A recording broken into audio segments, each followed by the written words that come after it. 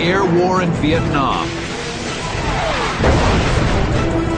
Sleek jets wielding high-tech missiles ruled the sky. To many, the gun is a useless relic of a bygone era. But they couldn't be more wrong. Brutal air combat over Southeast Asia proves pilots still need to put lead on target to survive. Now you're in the cockpit as American pilots take aim and pull the trigger in some of the most heart-pounding dogfights of the modern age. Experience the battle. Dissect the tactics. The gun kills of Vietnam. Next on Dogfights.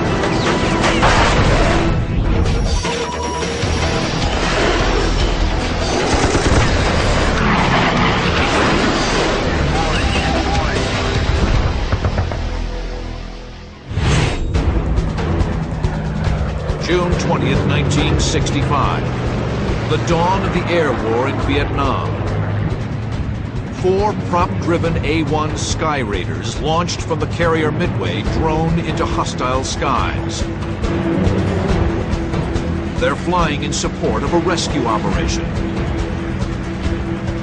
There was an Air Force pilot who was down in far northwest North Vietnam, and they really wanted to make an effort to get him out.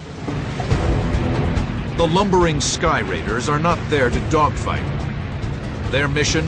Use their powerful 20mm cannons to ward off enemy ground troops. But little do they know, they're on a rendezvous with history. The first air-to-air gun kill of the Vietnam War. Lieutenant Clinton Johnson flies number 3, Element Lead. His radio is damaged. He can't communicate with flight leader Ed Greathouse. Miles from their mission objective, the lead element unexpectedly snaps over and dives for the deck. Johnson wings over and follows. He's missed something big. I noticed we're getting steeper and steeper, and we were reversing course, and I thought, well, we're not anywhere near the pilot yet. I wonder what's going on. Johnson instinctively scans the jungle floor for threats. I always had a policy, if the nose was pointing at the ground, the guns were armed, so I armed all my weaponry. Suddenly, a bright streak of yellow outside his canopy. I saw one go by, and I thought, that looks like a SAM, but it's going up to down, and SAMs go down to up.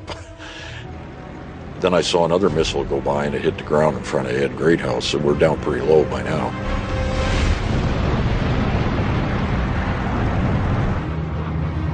Two North Vietnamese MiG-17s have the drop on the Sky Raiders. The leader is going after Johnson. Shortly thereafter, I looked in my mirror, and there was a guy firing at me. The MiG is spewing out a lethal arc of 37mm and 23mm cannon fire.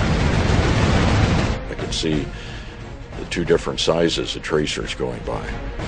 The 37s, when they're burning, they're about the size of a tennis ball going by. That's what they look like. The other ones look like fiery golf balls.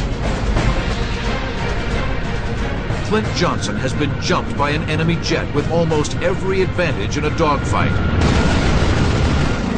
Something his Sky Raider was never intended to do.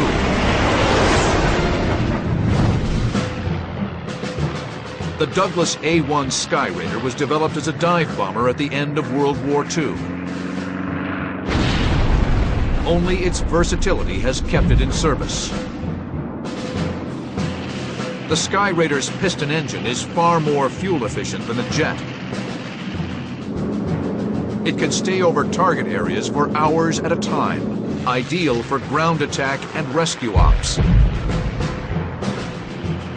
But low and slow means loitering over relentless enemy ground fire. jet guys gave us a lot of grief, being old prop pilots, and that made us more aggressive, I think. We were just a tiny bit wilder. The Sky Raider's chief assets are its guns. It is armed with 4 M3 20mm cannons. Each cannon fires 12 4.5-ounce projectiles every second. A 3-second burst from the 4 guns delivers nearly 150 high-explosive rounds on target. But the Sky Raider's cannons are optimized for its ground attack role. They are not connected to a lead computing gun sight. The Sky Raider is not designed for air-to-air combat, let alone with a premier dogfighter like the Soviet-built MiG-17. The adversary, the MiG-17, was very small, agile, maneuverable, had cannons, 2 different cannons. The MiG-17 is a single-seat fighter, developed in the 1950s, nearly a decade after the Sky Raider.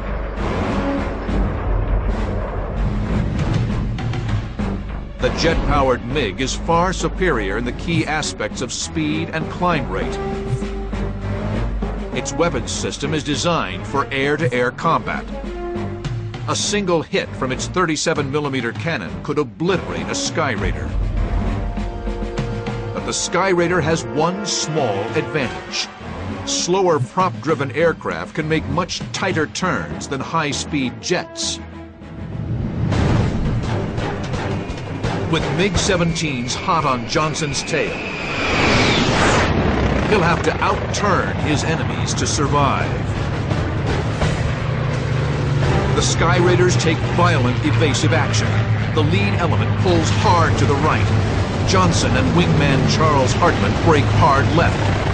The flight is split. Johnson's wings are nearly vertical in the high G turn. His airspeed plummets, but the Sky Raider is built to handle this kind of maneuver. The A-1's thick, wide wing generates more lift than the MiG's swept wing. Johnson can stay aloft at extremely slow speed. The MiG cannot. The Sky Raiders pull tight circular turns. The high-speed MiG can only match the turn for a split second before he overshoots, pulls up, and re-engages. Johnson strains to look over his shoulder. The enemy pilot can't get a shot. He would pull inside of our turn, drop his nose and fire, but he couldn't hold it. And you'd see the tracers fall away, and then you'd relax a little, he'd pull harder, and he'd fire again. After several attempts, the frustrated MiG breaks off. Wingman Charles Hartman squeezes off a burst.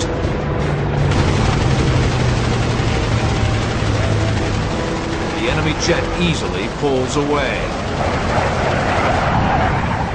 He roared by us and started to climb and went up to about 10,000 feet, then sat up here.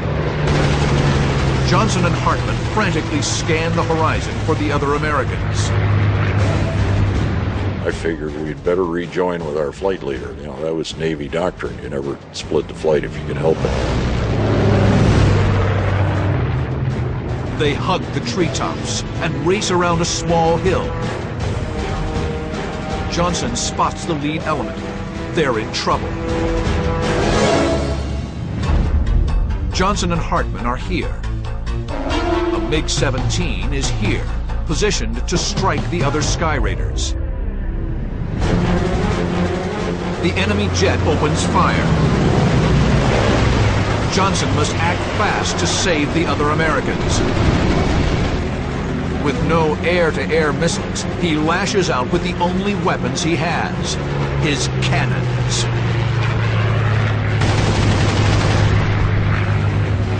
We had a 90-degree deflection on him. I fired a very short burst. I knew I wasn't going to hit him, but I got his attention. But now the MiG snaps violently around to the right. He turned into us, head on. Johnson has saved his flight, but he's put himself and his wingman in mortal danger. The communist MiG bores in for the kill at 450 miles per hour. Johnson's finger is poised on the trigger.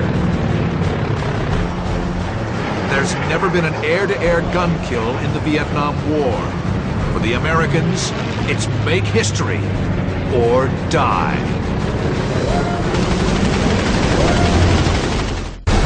June 20th, 1965. A-1 Skyraider pilots Clint Johnson and Charles Hartman are face to face with a fire-breathing MiG-17. The MiG is in perfect attack position. Its best move would be to nose up into the vertical, where it can use its speed advantage to make slashing attacks. But surprisingly, the MiG continues dead ahead, splitting his offensive fire between the two Skyraiders. A split-second head-on pass will decide who lives and who dies. On the Skyraider was a real trigger. It pulled like a regular gun trigger on the stick.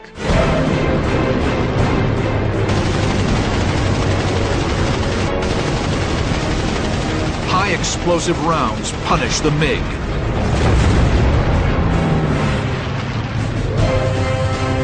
He actually went between Charlie and me. And Charlie was pretty close to me.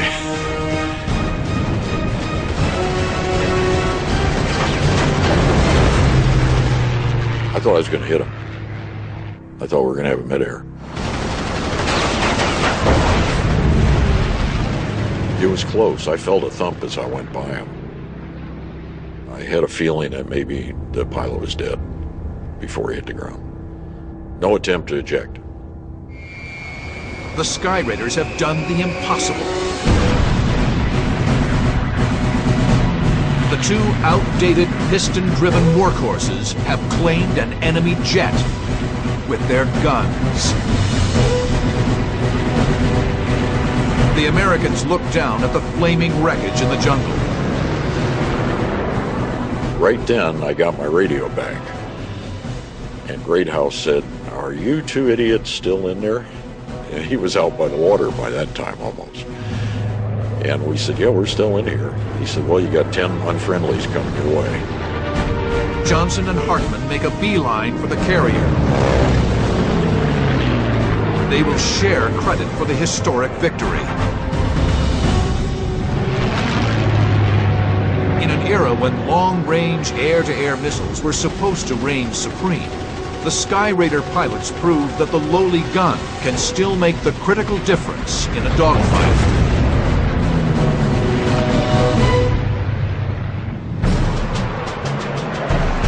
But by 1965, dogfighting was no longer a top concern, as new weapons technology was expected to make close-in air combat a thing of the past. Aircraft weapons have evolved from World War I, where there was a single or two nose-mounted machine guns on a biplane fighter, to World War II, where a mix of weapons were placed both in the nose and wing of the fighter aircraft. Some countries, like the UK, went to 8 smaller machine guns. The United States often used 6 or 8 larger 50 caliber machine guns, and then Germany and Japan used a mix of machine guns and cannon. These were all with the objective of achieving a weight of fire to destroy the enemy bomber or fighter. As aircraft modernized and grew more rugged, it became clear that 50 caliber machine guns lacked critical stopping power. The shift began toward larger aircraft guns with calibers above 15 millimeter, classified as cannons.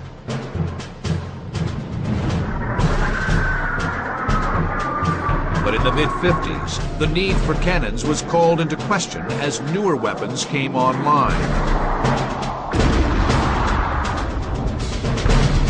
technology advanced significantly, and many fighters were now carrying missiles and radars.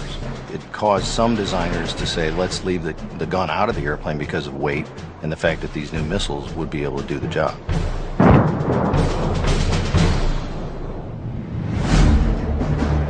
Introduced in 1960, the supersonic F-4 Phantom quickly became the front-line fighter of the United States Navy and Air Force.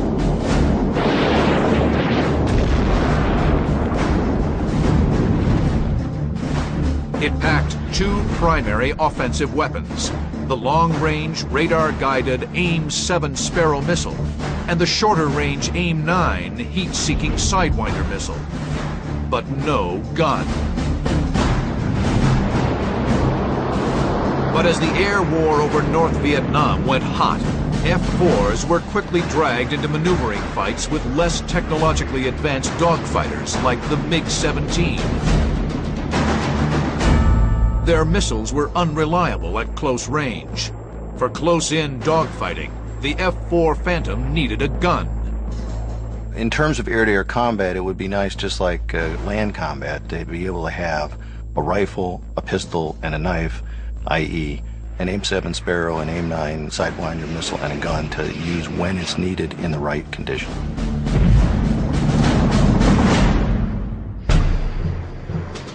After months of debate, in May of 1967, Air Force top brass decides to add a gun to the Phantom.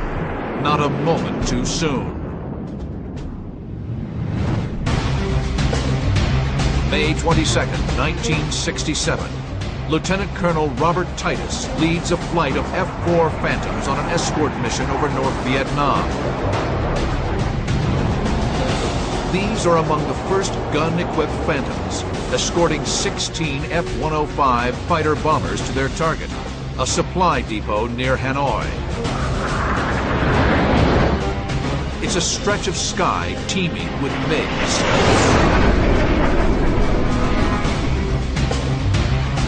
Titus's flight is high and to the right of the thuds. I could look down and see them, and I was far enough out to where I could not have to divert my attention entirely to them, where I could scan the sky visually. The colonel's backseater, the second pilot who mans the radar and radio controls, is First Lieutenant Milan Zimmer. I'm on the radar scope, and I'm trying to pick out any contacts that are out in front of the strike flight, so that we at least have a warning if there's something out there.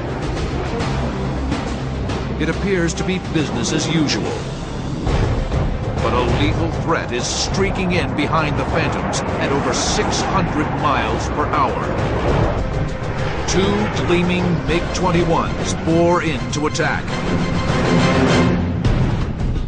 Titus is here, 1,000 feet above the bombers.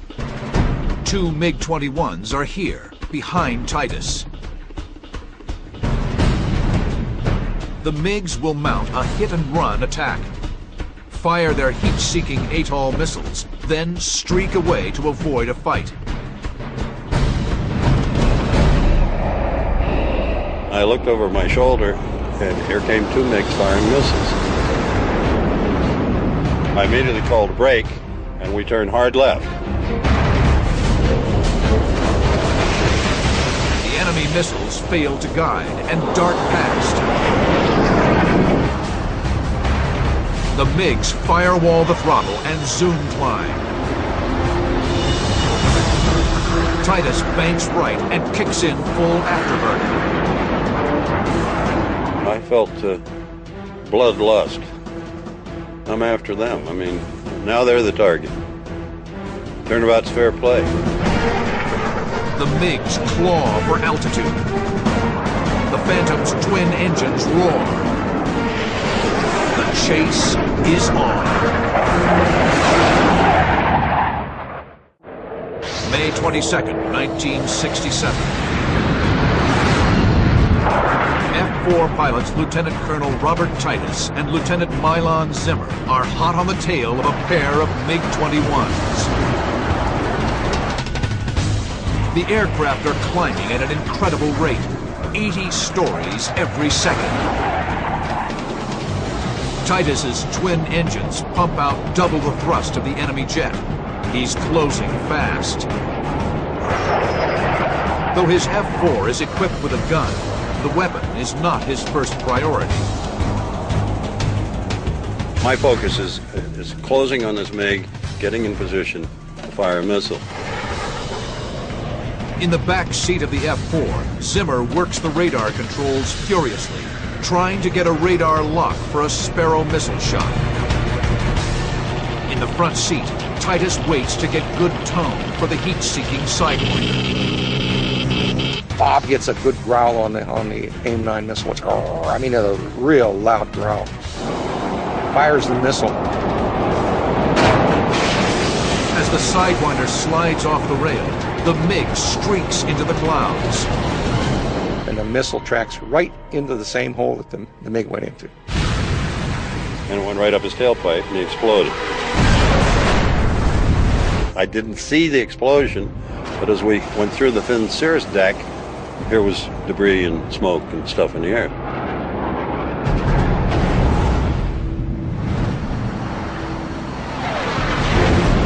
One MiG down, one to go. Titus applies right rudder to get the MiG in his crosshairs. He orders Zimmer to go bore sight, meaning lock the radar antenna in line with the gun sight. Titus fires a Sparrow missile. The MiG pilot reacts smartly. Well, he saw us coming and he turned hard left and started down. And that's when the dogfight really began. Titus rolls left and pitches down to give chase. The force of G shoves the Phantom pilots back in their seats. The F-4 screams into a power dive. The MiG pilot throws his aircraft all over the sky to shape his deadly shadow. And it was some very high G maneuvers, right and left, up and down, at probably 550 to 600 miles an hour. I mean, we were smoking. It was one hell of a show. The lower the MiG gets, the more it blends in with scattered reflections from the ground. Titus's missiles cannot lock onto the target. A skilled pilot flying the premier fighter of the Soviet bloc is no easy mark. The Soviet-built MiG-21 is a single-seat fighter capable of Mach 2, a worthy adversary to the F-4. The MiG-21 is lighter and more agile, but cannot outrun the more powerful Phantom. The MiG's intense maneuvering can defeat any of Titus's missiles. But this F-4 is packing a gun. What was found in early Vietnam air combat was it would be nice to have the AIM-7, the AIM-9, and a cannon so that you covered all the elements of potential air combat. Once it was discovered that a gun was needed, a bunch of activities took place. One was the design of a gun pod, the SCU-16, which was centerline mounted like a fuel tank. At the heart of the Su-16 was an M61A1 six-barreled 20mm rotary cannon, which operated like a Gatling gun. Power was provided to the cannon by a ram air turbine that popped out into the Phantom's slipstream. As the turbine rotated, an electric current was generated sufficient to spin the barrels. The cannon was capable of an astonishing rate of fire, over 6,000 rounds per minute. But the gun pod had several major drawbacks. The problem was that the centerline fuel tank was taken off to make room for the gun pod, so the aircraft went out and had 600 gallons less fuel. In addition, it was not optimized, the gun pod, to the gun sight. So really it was kind of a spray and hope philosophy rather than an accurate system. Regardless of its limitations, Phantom pilots now had a weapon to fall back on when their missiles failed.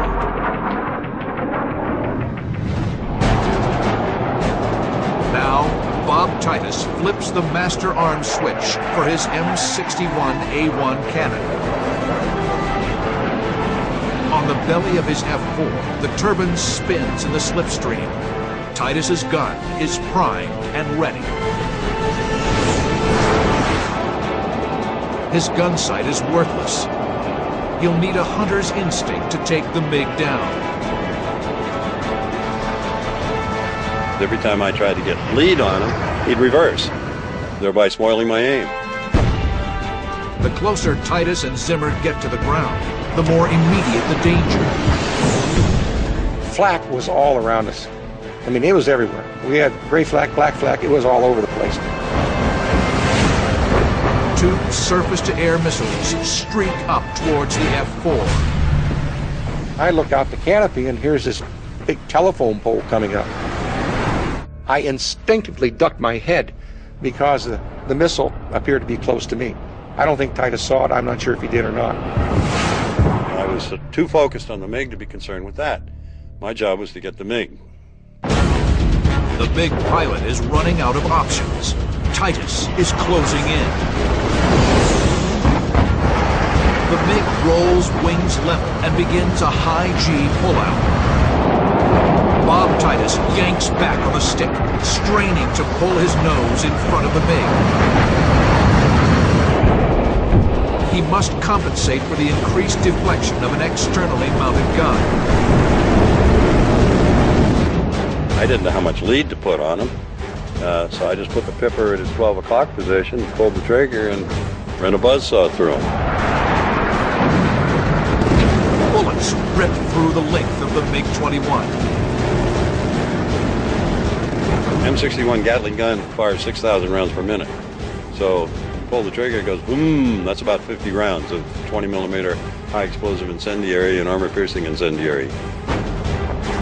Titus pitches up to keep from overshooting. Went high right and pulled G's and came back around on him again. Put the pipper on him, tried to do it again, and the gun had jammed. But the Americans have already done enough damage. Looking, and the MiG is floating like this. We got him, he's going in. The pilot didn't get out.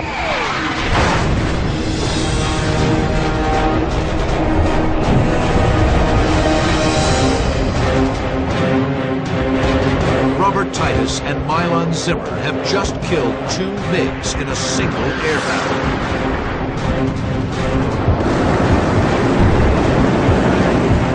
The second victory, the gun kill, validates the recent argument that F-4s should carry a cannon, in addition to their air-to-air missiles.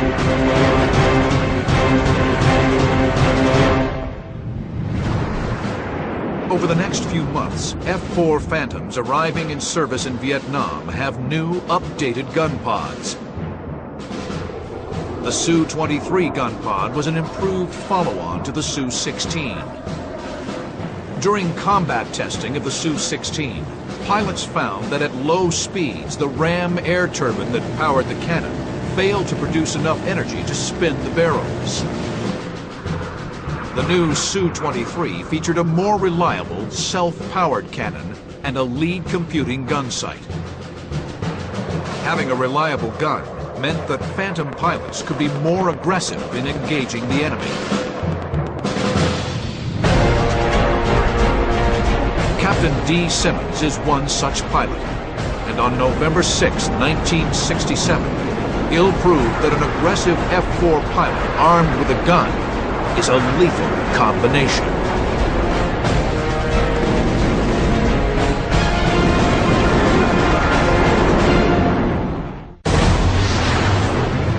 November 6, 1967. Air Force Captain Darrell D. Simmons, with backseater Captain George McKinney, leads Sapphire Flight. It's one of 2 flights of F-4s escorting an F-105 fighter bomber force to their targets in North Vietnam.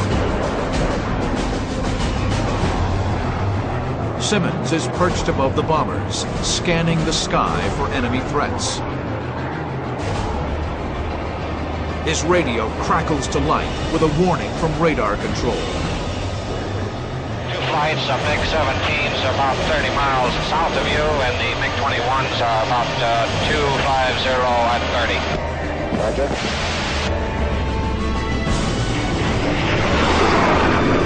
The MiG-21s pose the greater threat. The captain gives the order to drop tanks, then brakes his flight hard left to head them off. In the back seat of the Phantom, George McKinney struggles to get a radar lock. So you can pick him up. I'm fine, but there was a lot of clouds that day, especially in this sector we turned into. And we were kind of meeting them head on. Their blips merge on the radar scope. Nothing. They were either above us or below us, I don't know. But we never did see them. Simmons is concerned that the MiGs got past him. If so, the F-105 strike force is now in serious jeopardy. He quickly reverses course and powers back toward the fighter bombers. The role of the American fighter pilots largely was offensive-defensive. It was not to go knock down a MiG. It was like shepherds to protect the strike force and dissuade the MiGs from becoming involved. The F-4s never spot the MiG-21s. But their diversion has opened the door for a marauding MiG-17. I told D 11 o'clock low, and D looks and says, "Those are thuds." At which time I say, "D, the last one's not, he's shooting." And he says, "Oh yeah, tally ho." Simmons is here at 5,000 feet. A single MiG-17 is here, 2,000 feet below Simmons, attacking the thuds. Simmons has only seconds to take the MiG out, or a bomber will be lost. He'll perform a high-G diving turn to position himself behind the MiG. The captain yanks the stick in tight, slams the throttles to full burner, and boots left rudder. His Phantom dives into a 135-degree slicing turn. He quickly accelerates past Mach 1. You're determined. You're either going to get him or you're going to ram him. I think that's kind of the attitude that I took. Just an aggressive feel comes all over you. You're going to attack with everything you've got. His number one mission in life is to get that MiG off of the tail of that 105. Simmons levels out about a mile and a half behind the MiG. At this range, Simmons' best option would be a heat-seeking Sidewinder missile. But with a flight of thuds in front of the MiG, it's too risky to push the button. His missile doesn't know the difference between a friendly heat source and a foe's. So I decided right then to use the gun.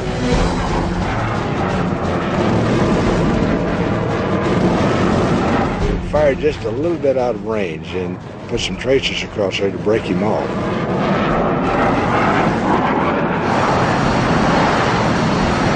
The MiG spots the tracers and brakes hard left. It seemed to me that the MiG stopped his nose on one molecule of air and just it turned right around. At this point, Simmons has two options. A less experienced pilot could have tried to match that MiG's turn in the same plane, which was not possible with the F-4, meaning he would have overshot. The MiG could then have turned back into us and shot us. Or the highly skilled fighter pilot could recognize that he still has an offensive opportunity, which he did. You cannot turn with him. Well, you have to get into another plane. Simmons takes the fight into the vertical, performing a high-speed yo-yo. In a yo-yo, Simmons pulls into a steep climb, reverses, then dives on the MiG, cutting inside his enemy's turn. It's a maneuver that takes advantage of the Phantom's raw power. I just pull straight up, then going into the vertical. Climbed about 12,000 feet, airspeed decreased around 200, 220 knots, which is pretty low for an F-4. At which time he stomps the rudder to get the nose pointed back down, unloads the G off the airplane to allow the airspeed to build back above the Mach, and then pulls toward the MiG. The North Vietnamese pilot loses sight of Simmons. I don't think he even saw us. Because when I went vertical, I'm sure he looked around and we were way above him. The MiG pilot is unaware that the Angel of Death is swooping down from above. As we start to close the range on the MiG, he realizes that we're there, and he goes into a climbing left turn, in which time he pulls the nose well out in front of him, as you have to pull lead. As the MiG turns, he rolls to reveal the full outline of his aircraft, a perfect target. Simmons pulls the trigger. A 3-second burst.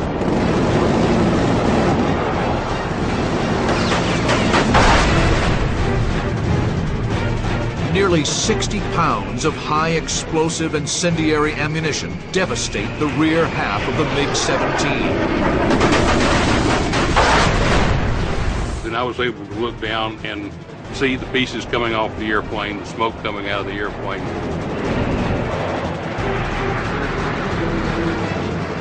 Pieces came off of him. I just pulled off, pulled up beside him. He looked at me going down. He stayed with the airplane. And then he ejected just before he hit the trees. And the chute streamered as he disappeared into the trees. Simmons and McKinney have killed their first MiG.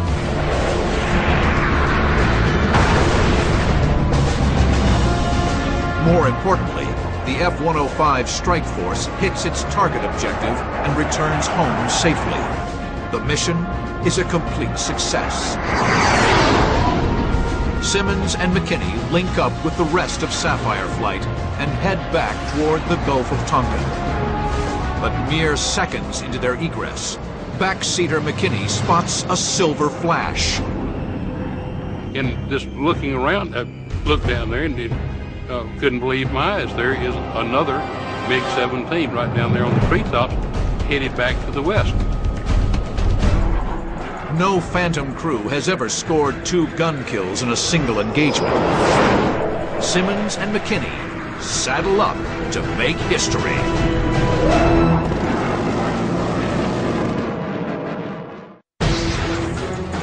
November 6th, 1967. Darrell Simmons and George McKinney have a visual on a MiG-17. The enemy jet is hugging the jungle floor, blending in with ground reflections. Firing a heat-seeking missile would be futile, but Simmons is armed with a cannon. Simmons is here at 3,000 feet. The MiG-17 is here.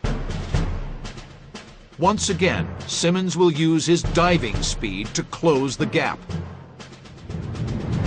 We just lit the burners, unloaded, and like I say, I wanted to put the airplane right in on it. Simmons rolls into a hard left turn.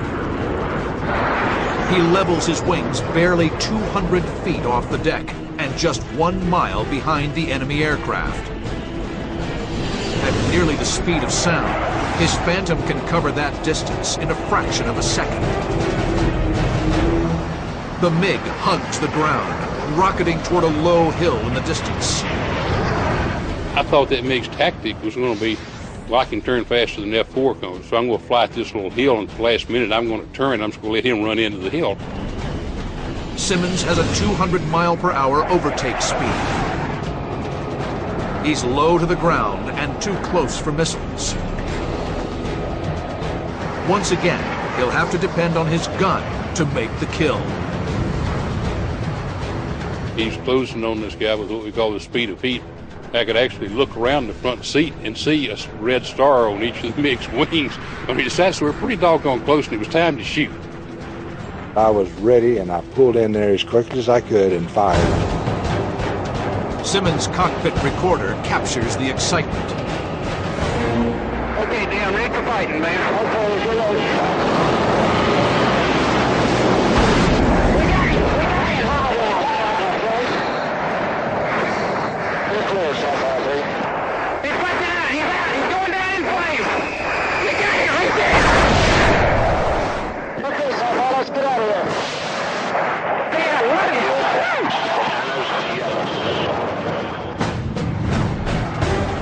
I am convinced that the first high explosive round went through the MiG's fuel tank, because at that point he turns into this great black-orange explosion in the sky. That quick. The Phantom is so close to the explosion that Simmons has no choice but to barrel through the churning fireball. Smoke is sucked into the jet's intakes. The Phantom shudders, its engines gasping for breath. We're very, very happy for about 3 seconds until we went through that fireball. And since there's no oxygen there and disturbed airflow, it causes the compressor blades in our jet to stall, which kind of goes boom. Right then, we just thought we had a one-way ticket to the Hanoi Hilton, because we were deep in there. We weren't that far out of Hanoi. Their fear is short-lived. The Phantom's compressor blades kick in, and its twin J-79 engines return to full power. Simmons decides it's time to get out of Dodge. Captains Simmons and McKinney make it safely back to base at Ubon, Thailand, having scored the only double-gun kill by a Phantom crew in the entire war. Hey, how'd you do? 2, baby. Beautiful.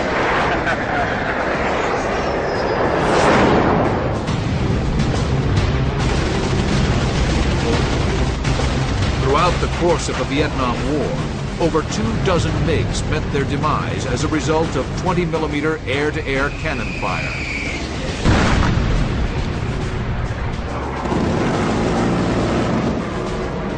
In many of those instances, if the American pilot had not had a gun at his disposal, the MiG would have survived to fight another day. It's definitely, as proven through all the wars, the most effective air-to-air weapon is that gun that you can point at the enemy, and if you point it correctly and pull the right lead, it's extremely lethal.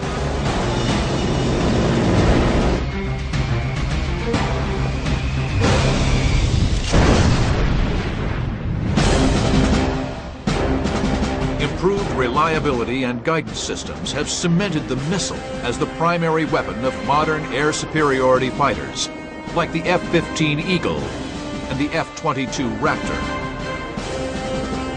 But the lessons of Vietnam have not been lost. Even these advanced fighters are equipped with internal cannons.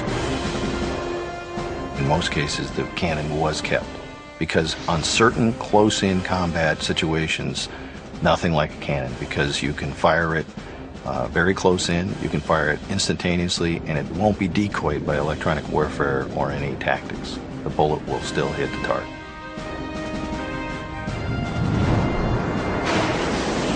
Technology, no matter how advanced, is prone to fail. When it does, the score will be settled up close and personal with guns.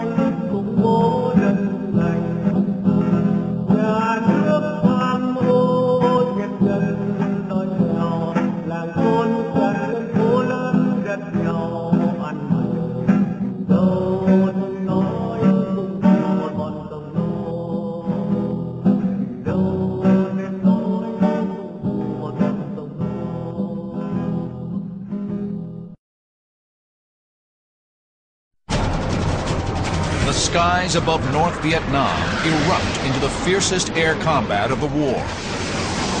Brutal supersonic dogfights. As kills mount, one U.S. pilot pursues a life-or-death quest for a coveted title. The first Air Force fighter ace of the Vietnam War. Using state-of-the-art computer animation, you're in the cockpit with America's finest pilots as F-4 Phantoms challenge communist MiG-21s. Experience the battle. Dissect the tactics. Relive the dogfights.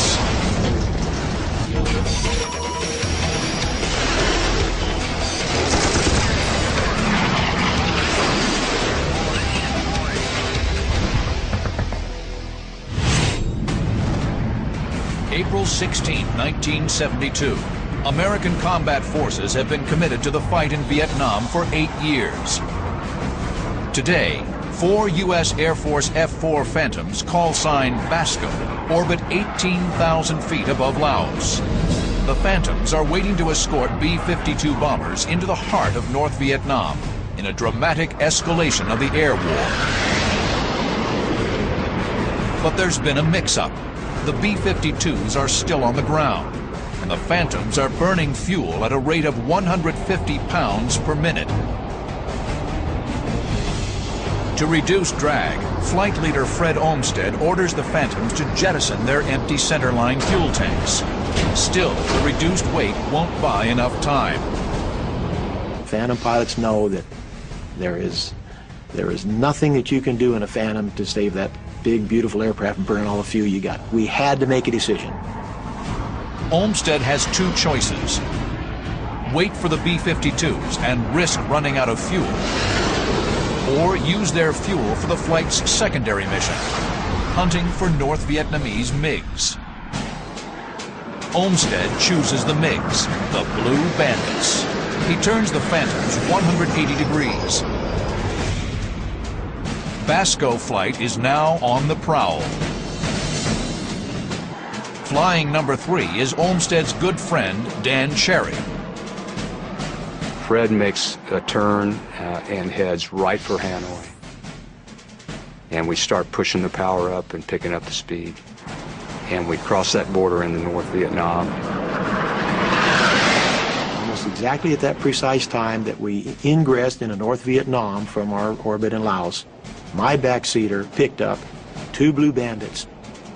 Vasco flight's audio transmissions were recorded, a remarkable historical record of air-to-air combat in Southeast Asia. Vasco has 2 bandits on the nose, F-20. Copy that. Bandits on the nose at 20. Let's get rid of them, Vasco.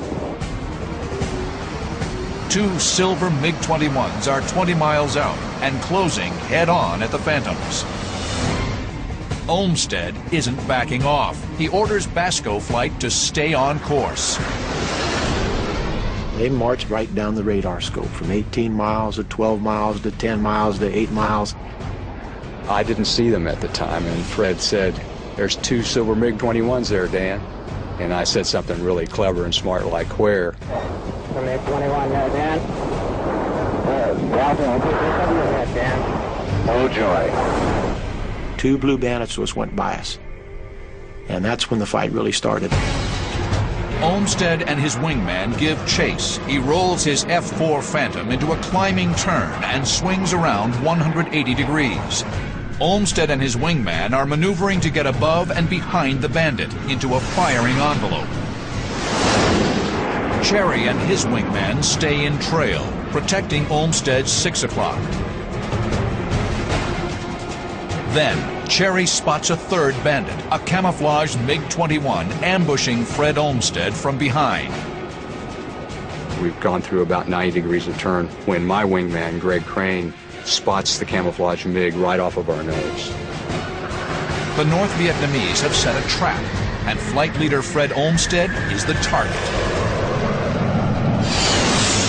The stage is set for a legendary dogfight. A battle on the cutting edge of a dramatic turnaround in the Vietnam Air War. Americans are in the skies above North Vietnam for the first time in 3.5 years. In October 1968, seeking to de-escalate the conflict and bring the North Vietnamese to the conference table, then-President Lyndon Johnson declared bombing off-limits above the DMZ, separating North and South Vietnam. The North used the bombing halt to build up its military capability. By 1972, they're ready for a major offensive. They stream hundreds of thousands of troops and armor down the Ho Chi Minh Trail. They had massed approximately 200,000 troops there north of the DMZ. That's 20 divisions, 600 tanks, and to put that in perspective, that's the same size, roughly, as the German army had during the Battle of the Bulge. In March, the North Vietnamese surged south across the DMZ. The fate of South Vietnam rests in the hands of American airmen. April 9th, 1972. For the first time in the Vietnam conflict, American B-52 bombers crossed the DMZ into the north. They pound supply lines and troop concentrations, feeding the communists' advance. The gloves are coming off. In addition to dropping bombs, F-4 pilots have another mission: protect lumbering B-52s from enemy MiGs. I do remember the warning that was issued by the Chief of Staff, and he said something to the effect that if any of you hotshot F-4 drivers let a B-52 get shot down by a MiG, you won't even be able to drive a taxi cab anyplace. To American airmen, the most dangerous aerial threat is the MiG-21. First introduced in 1956, the MiG-21, like its MiG-15 and MiG-17 predecessors, is renowned for its speed and agility. But unlike its swept-wing predecessors, the MiG-21 employed a triangular delta wing, an attractive design for a supersonic fighter, combining low drag and structural weight with excellent supersonic maneuverability. It was a Formula One racer, if you want to think of it that way. Turned extremely sharp. It had a big afterburner, strong, a big thrusting afterburner engine. It could turn very, very quickly, very well. It was hard to see. No real smoke, no smoking engines. The MiG-21 is armed with 2 heat-seeking air-to-air missiles and 2 23mm cannons. It's lethal in close encounters. In contrast to the sleek MiG, the massive 2-seat F-4 Phantom was designed for the Navy in the late 1950s as a long-range fleet defense fighter. In 1962, it was adapted for the Air Force for both air-to-air and air-to-ground missions. The Phantom was armed with 4 long-range radar-guided AIM-7 Sparrow missiles and up to 4 short-range, heat-seeking AIM-9 Sidewinder missiles. It could also carry up to 16,000 pounds of bombs, rockets, and napalm. 2 afterburning J-79 turbojet engines make the F-4 a fast and versatile heavy hitter. You'll never, ever, ever forget what it was like to start those big old J-79 engines up and add just a little bit of power and feel that big old Phantom taxiing out and shaking and rumbling. You just knew you had strapped on a very, very masculine piece of equipment. It was massive. It looked like a combat plane. Capable of reaching speeds over 1,400 miles per hour, the F-4 is 100 miles per hour faster than the MiG. But the lightweight MiG, with its tight turn radius at high altitude, has the advantage in horizontal maneuvering, while the F-4's power has the advantage in vertical maneuvers. With American Phantoms and B-52s on the attack, North Vietnamese pilots respond aggressively. They abandoned their traditional hit-and-run attacks. Now they turn to challenge the Americans. There's going to be blood in the sky. Fred Olmsted and his wingman are in the middle of it. they've fallen for a trap and chased after two silver MiG-21s. A third camouflaged MiG-21 has jumped on their tail. MiGs sometimes used camouflage paint schemes for this kind of mission. Staying low with camouflage made it virtually impossible to see him when we're looking down in the jungle. The silver MiG-21s are here. Olmsted and his wingman are here. The camouflaged MiG streaks in on their tail here, but he doesn't see Dan Cherry right behind him on his 6 o'clock. Cherry and his wingman streak forward and engage the MiG. I rolled out, saw him, and just headed right for him. And he broke left and went right into a cloud bank. 140 in the cloud, Ben. On our nose, Ben. Reverse back to left. Okay, what in the cloud? Going into a cloud in North Vietnam is a scary proposition. I'm thinking, man, I don't want to go in that cloud, but I was not going to lose this opportunity either. For American airmen in the hostile skies of Southeast Asia, an innocent-looking cloud can be a death trap. Vietnamese radar operators can track the F-4s through the clouds to launch surface-to-air missiles against them. The F-4s can electronically detect a SAM launch, but can't visually avoid the missile. There's also the danger of mid-air collision. Cherry and his wingman know the risks involved.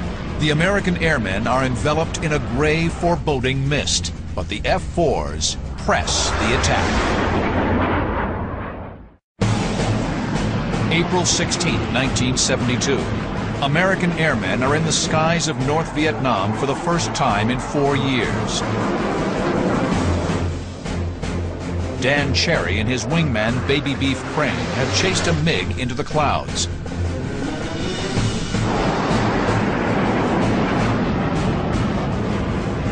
Visibility is zero, a fighter pilot's worst enemy. The pressure is much too intense. Cherry aborts. I couldn't stand it any longer, and I said, I'm not staying in this cloud any longer, MiG or no MiG. So I'd look all around, and my wingman confirmed his position. So the feeling then was, we've lost this guy. Suddenly, Baby Beef calls out. MiG, 2 o'clock, 4,000 feet above, climbing right turn. It's a lucky break. The MiG bursts through the cloud bank right in front of him. We're right behind him now. We're right behind him. Coming behind him. Cherry peers skyward. The MiG has lost speed in his climb. He's directly in Cherry's killing zone. Cherry pitches his nose up, trying to gain a missile lock. His first MiG kill is right in front of him. Things seemed to slow down in their motion to where everything became really clear. Cherry gets good tone. The infrared seeker head of the AIM-9 Sidewinder growls in the pilot's headset when it gets a lock on. Cherry strains to see the missile track. Nothing. He quickly launches a second Sidewinder. Again, no missile track. The missiles have launched, but Cherry doesn't know it. The MiG's high G turn has defeated the missile's seeker head. I'm really angry. I mean, here's my whole life. I've never seen a MiG this close before. And I have this opportunity to get this guy, and I've got an airplane that's not going to work. Desperate, the MiG noses over into a spiraling dive. He's hoping that his tight turns will prevent Cherry from getting another lock-on. Cherry and his wingman kick over into a diving chase. From 25,000 feet, the three planes hurtle toward the ground. The Americans have the weight and thrust advantage. Baby Beef has nosed ahead in the dive. Cherry clears him to take the lead, rolling to the outside, making way for his wingman.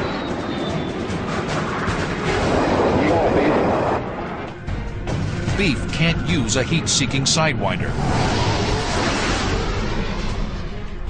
MiG's turning too tight. He knows it can't lock in a high G turn. He fires a radar-guided Sparrow. Something's wrong. It drops like lead. Then he fires another one, and it does ignite, but it goes into a huge corkscrew out to the right. Then the third missile he fired, and it was tracking really well. And I thought, man, this is really looking good. Beef's third missile streaks through the sky. Another radar-guided Sparrow. The Sparrow tracks steadily on the descending MiG. The MiG brakes hard right. The 500-pound missile should follow, but it darts past without detonating. Cherry and Beef have fired 5 missiles. All have failed. It's a problem that's plagued the Air Force since the beginning of the war. Developed in the mid-1950s, the heat-seeking AIM-9 Sidewinder relies on infrared homing. First-generation Sidewinders are plagued with problems. They're prone to interference by clouds and rain, and often lock onto bogus heat sources, like the sun.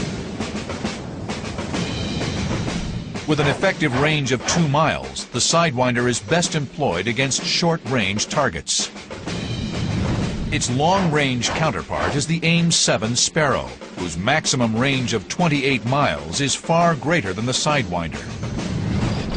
Introduced in the late 1950s, the Sparrow uses radar instead of infrared. It must be actively tracked to the target by the F-4's backseater, the Weapons System Officer, or WISO. But the Sparrow is virtually useless against fast maneuvering targets inside a 5,000-foot radius. During the war, there were over 200 occasions where someone fired a Sparrow missile, it never came off the airplane. Of the ones that did come off the airplane, the kill rate was 0.11. In other words, 11 out of 100 were victorious. The Phantom Air crews have another problem. Air Force fighter pilots, as opposed to their Navy counterparts, received little or no training on how to maneuver against small, fast adversaries like the MiG. What did I learn in my training about MiG pilots? It's a very simple answer. I learned virtually nothing. The experience we received in training was not against any dissimilar type aircraft. We only saw other fellow Phantoms with the same flying characteristics that we had. The most effective air-to-air training we had was done illegally. And we would go out and fly our bombing mission or our radar low-level navigation mission and save some fuel at the end and then fight with each other. So whatever skills we had when we went in there were developed by hook or crook. Thrust into his first dogfight against an actual MiG-21, Dan Cherry is on a steep learning curve. He races through his options. 2 of his missiles have failed. But he's determined to kill the MiG. This is going to sound weird, but I'm thinking I'm going to ram this guy. That's the aggressive feeling that I had at the time, was that I was not going to let this guy get away. The MiG has lost airspeed in the turn. Cherry and Beef pitch up and roll vertical to keep from overshooting. As they descend once again on the MiG, Cherry calls for the lead.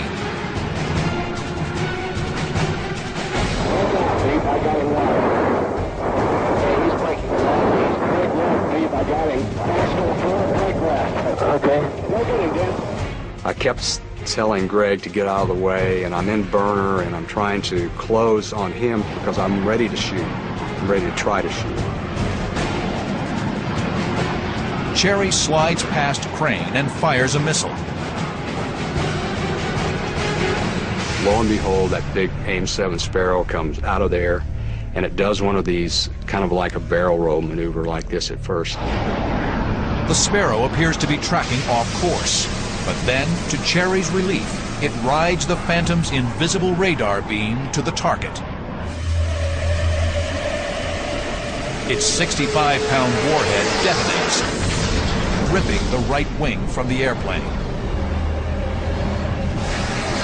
Cherry watches the plane plummet in a fireball.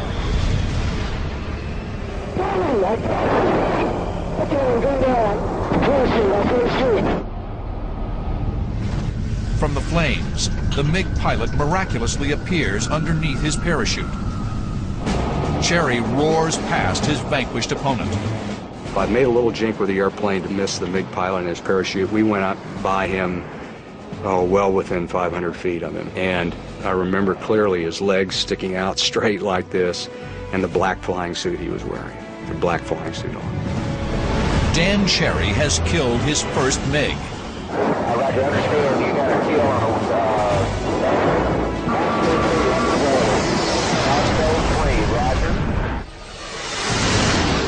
But the fight isn't over.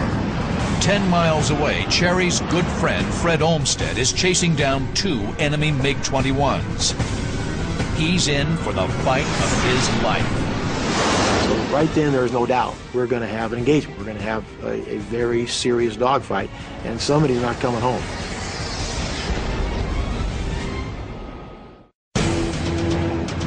April 16, 1972.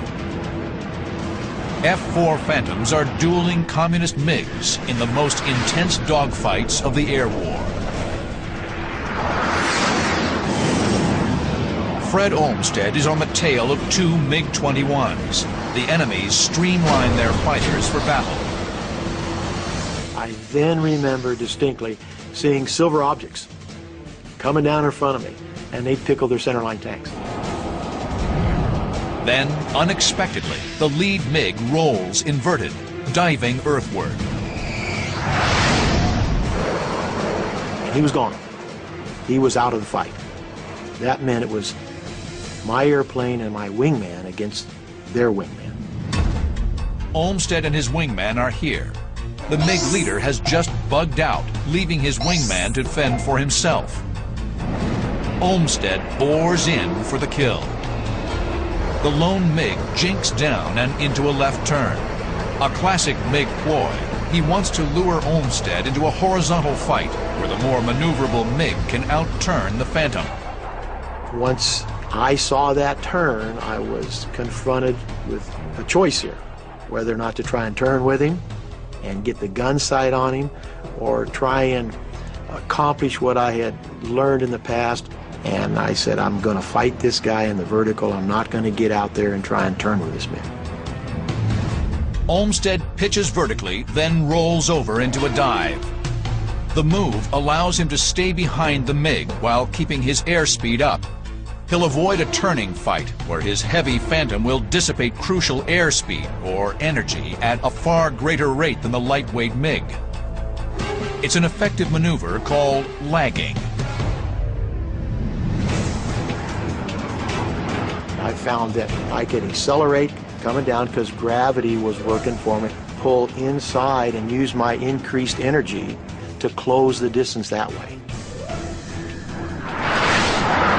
Olmsted and his wingman repeat the maneuver several times. The horizon tumbles as the planes jockey for position.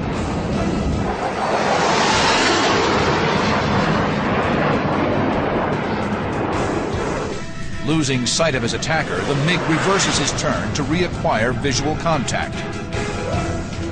But the reversal slows him down and allows Olmsted to close within missile range. Olmsted's radar-guided AIM-7 Sparrow gains lock. Olmsted fires. The missile streaks toward the MiG at twice the speed of sound and plows through the MiG's right wing. Incredibly, the MiG keeps flying.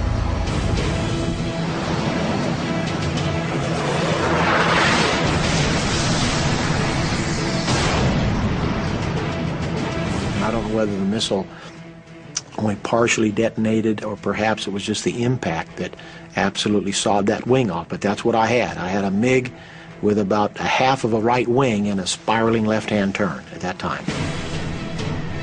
Olmsted presses the attack. He fires a second missile. It doesn't track.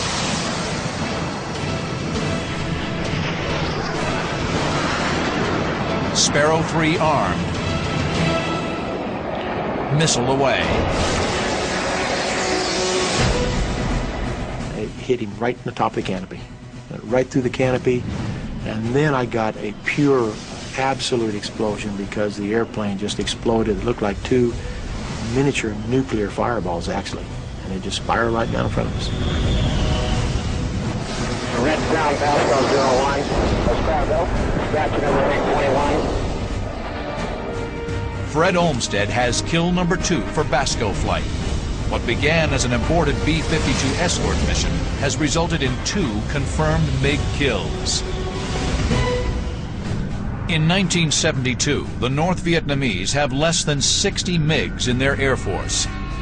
Thanks to Fred Olmsted and Dan Cherry, they've lost 3% of their fighters. On the ground, the determined North Vietnamese continue their offensive. In May 1972, the bombing campaign intensifies dramatically. B-52 sorties are doubled, from 1,500 in March to over 3,000 in May. F-4s are employed for bombing strikes and strafing runs against North Vietnamese infrastructure and troop positions. The massive new aerial offensive is called Operation Linebacker. There were much greater numbers of aircraft involved. It was a massive campaign that probably did more damage in 2 weeks than the rest of the damage done in the entire war in North Vietnam. The strategic objective is to both blunt the North Vietnamese advance and to bring them back to the negotiating table in Paris. There's a renewed sense of purpose among the American airmen, including Captain Steve Ritchie. After graduating number 1 in his flight training class, Ritchie served his first tour in Southeast Asia in 1968. He then returned to the States, where he became one of the youngest flight instructors in Air Force history. In 1972, he returns to Vietnam. I don't think any of us felt like we could sit here and live this good life here in America while our friends and our colleagues were back in Vietnam. Steve Ritchie racks up his first 2 MiG kills in the opening weeks of Operation Linebacker, one on May 10th. Another on May 31st. Ritchie is proving himself a skilled dogfighter. As Linebacker rolls on through June, Ritchie flies in support of dozens of strike missions.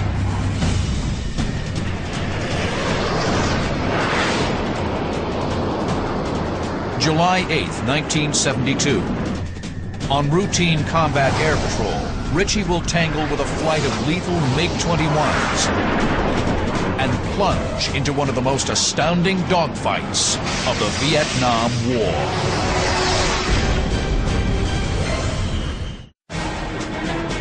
July 8, 1972.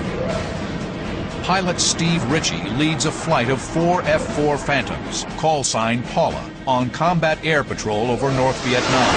As part of Operation Linebacker, the war's biggest bombing campaign, their mission is to protect B-52s from MiGs. On this mission, the Americans are able to tap into the enemy's command and control network, an intelligence coup that's driving the success of Linebacker. They could hear the controller that was talking to the pilot. They could hear what the pilot was saying. And so you knew where they were, what they're looking at, and where they're coming from. Steve Ritchie and Paula Flight are heading towards Hanoi. Suddenly, combat control crackles in his helmet. MiGs are in the air, somewhere below. Ritchie drops down to search for the enemy. He can't find them. They could be anywhere. Then another warning comes over the radio. I got a call indicating that they had us in sight and they were cleared to fire. And that information at best was about 40 to 60 seconds old. And we had no visual. So that gets your attention. If he stays straight and level, he's a sitting duck. Ritchie takes evasive action by making a hard right turn. The radio calls out another warning. This one is ominous. 2 MiGs, 2 miles to the north. The MiGs are on Ritchie's 6, the killing zone, but he still can't see them. Ritchie's best choice is to turn directly into his attacker and try to get a visual. He banks left, stays in the turn, and swings 180 degrees head-on against the unseen enemy. His head swivels in the cockpit, scanning the sky. Visible for a fraction of a second, a MiG-21 flashes by at 600 miles per hour. We passed canopy to canopy about 1,000 feet from each other, doing about 600 miles an hour each, closing at about 1,200 miles an hour. Just subsonic. I could actually see the pilot in the cockpit. The pilots of the North Vietnamese Air Force were trained by the Russians and Chinese. Their skill level varied widely. Throughout the war, it was strongly suspected that volunteers from North Korea, China, and the Soviet Union were in the cockpits of some communist planes. Ritchie knows there's another MiG in the air. They've split up, setting a trap for him. The first MiG has streaked past Ritchie. If he turns to follow, the second MiG will be on his 6, but Ritchie doesn't bite. He drops altitude and waits for the second MiG to show his hand. And he does. Now Ritchie makes his move. He pulls into a hard left turn. 6.5 Gs plaster him into his seat. He strains to keep an eye on the second MiG. The MiG banks right, an unorthodox move. I was very surprised about halfway through this turn, after losing sight during the turn, to see the number 2 MiG in a right turn level and high. Most of us who fly fighter airplanes prefer to turn left and right. We prefer a left traffic pattern to a right traffic pattern. It's more comfortable to do this than it is this. The two planes are now angling towards each other in what pilots refer to as the high crossing position. In order for his missile to get a lock, Ritchie needs to get behind the MiG. He rolls to the inside, causing the MiG to shoot past him. Ritchie's now on the MiG's tail. It's a brilliant move. Ritchie pulls hard right out of the roll and gets a radar lock. It then takes 4 seconds for the radar to feed the information to the missile. 1001, 1002, 1003, 1004, which is a long time. Squeeze the trigger. Nothing happened. It's another 1.5 seconds until the missile comes off the radar. Ritchie commits a second missile. Pilots often ripple-fired the Sparrow because of its failure rate. First missile went through the center of the fuselage of the MiG. Second missile went through the fireball. The explosion sends a wall of debris hurtling through the air. Ritchie's headed right for it. He rolls up to steer clear. It's too late. Debris punches into his left wing, gouging the skin. Ritchie clutches the stick. The big Phantom shrugs off the insult. Ritchie firewalls the throttle. The fight's still on. His number 4, Tommy Fiesel, is in trouble. He's got a MiG on his 6 o'clock. Ritchie is here. Tommy Fiesel is here. He's in a tight circling turn with a MiG-21 on his tail. The MiG's tight turning radius will eventually put him in a position to shoot down Paula 4. Ritchie sizes up the situation. He's going fast. If he engages too soon, he'll overshoot. The best time to get on the MiG's tail is when it's moving away from him, and he can match its turn. Ritchie's number 4 and the MiG-21 pass in front. It's time. Ritchie pounces. The MiG-21 is now predator and prey. The MiG pilot sees Ritchie. He aborts the chase, brakes hard and down. Put the MiG in the gun sight, auto whack lock with the trigger on the left throttle, immediate lock on, 1001, 1002, 1003, 1004. Squeeze the trigger. The 12-foot-long Sparrow blazes off the Phantom. At 1,200 miles an hour, the Sparrow rocks to the right, and then, like a spear, it buries itself deep in the MiG's belly.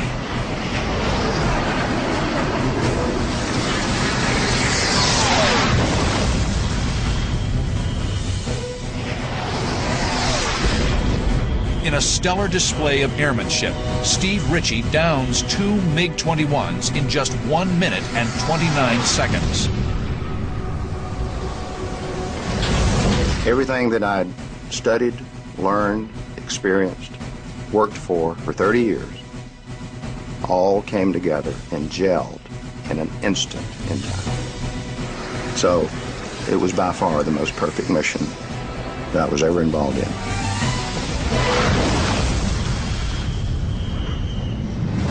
Paula Flight rejoins and heads for home, Udon, Thailand. When they arrive, the celebration begins. I actually flew a couple of victory rolls over the field, which is kind of traditional. And we had a party at the club that night you would have enjoyed.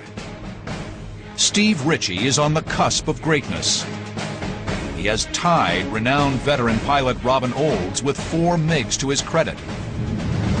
Ritchie needs just one more kill to join the coveted ranks of American fighter aces.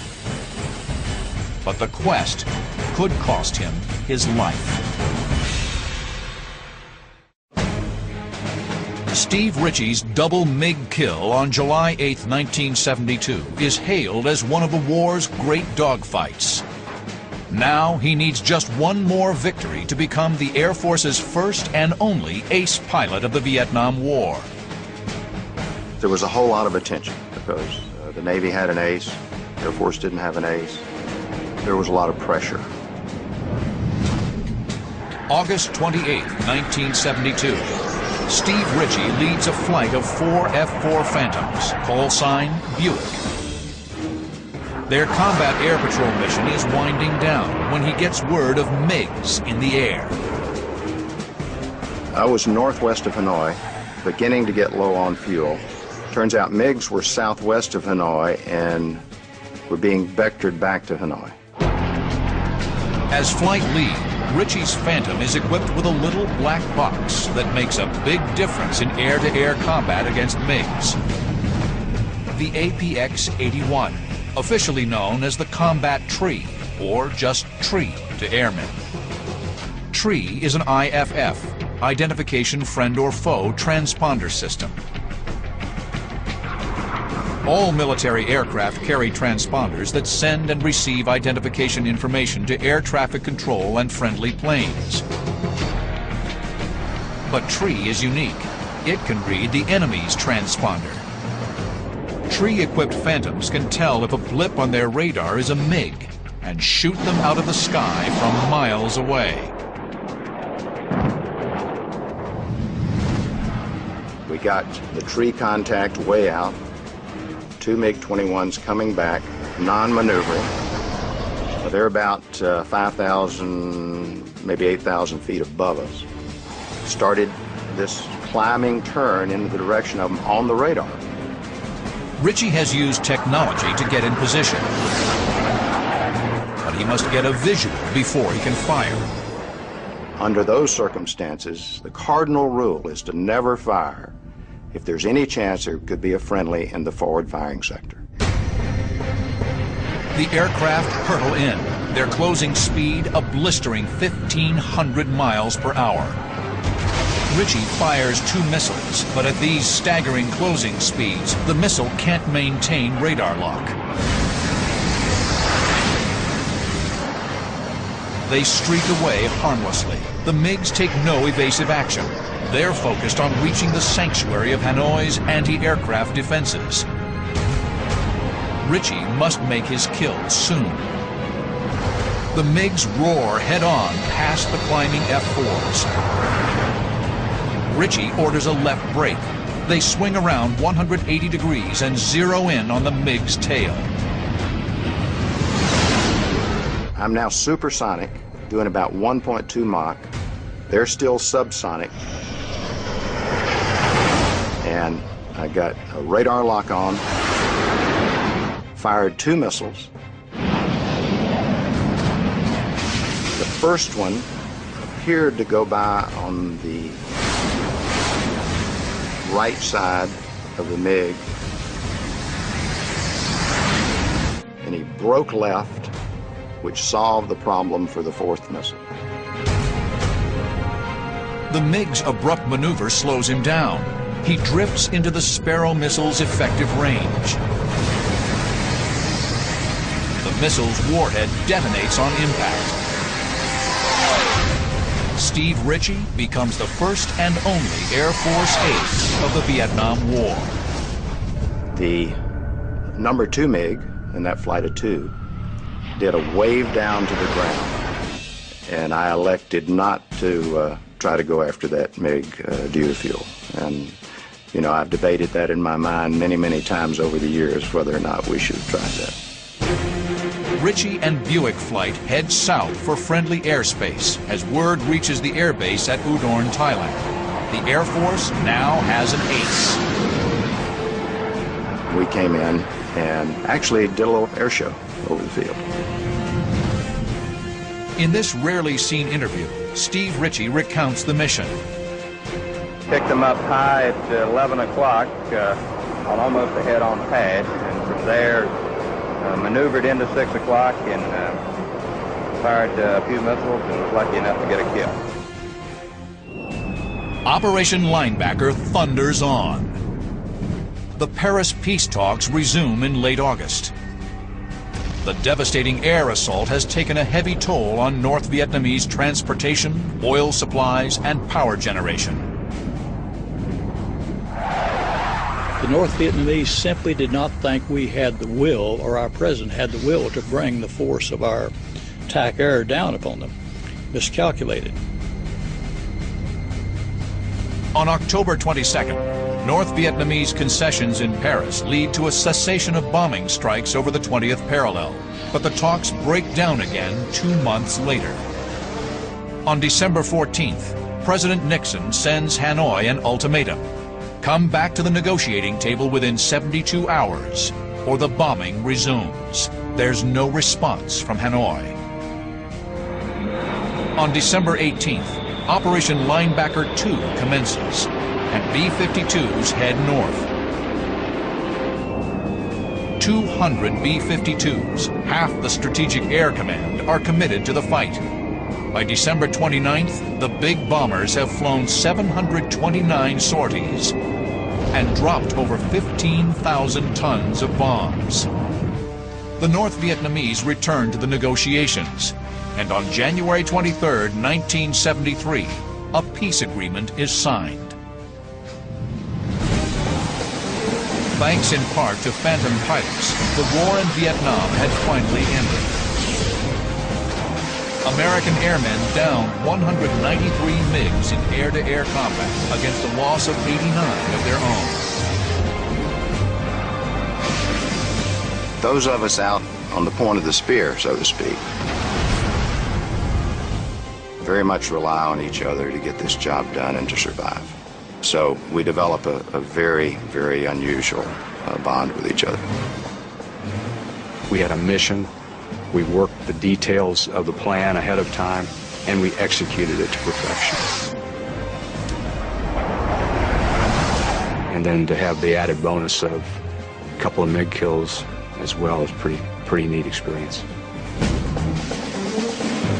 Being a MiG killer is a life-shaping event, I would say.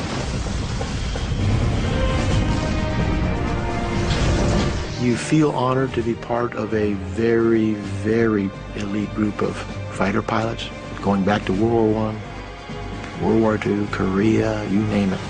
And the men that can claim to have won aerial victories and dogfights, an illustrious group. So it is an honor and a privilege to be part of that group.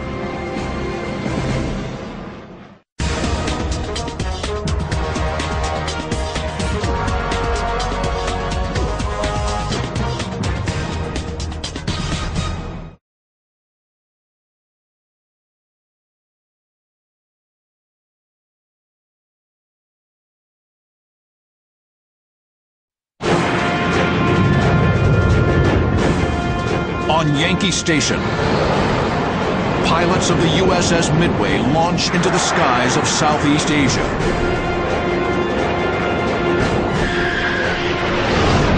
Over Vietnam, they face a fiery crucible of unrelenting combat.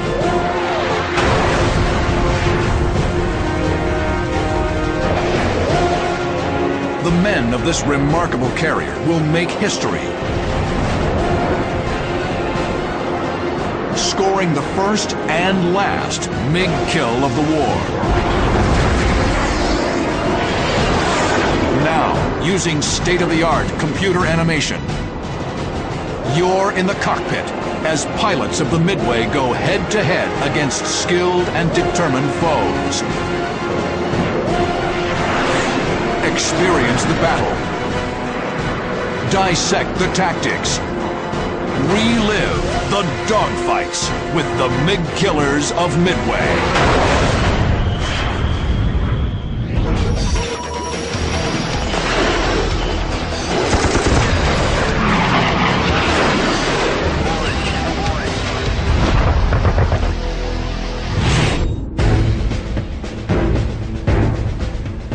June 17, 1965. The early days of the Vietnam War.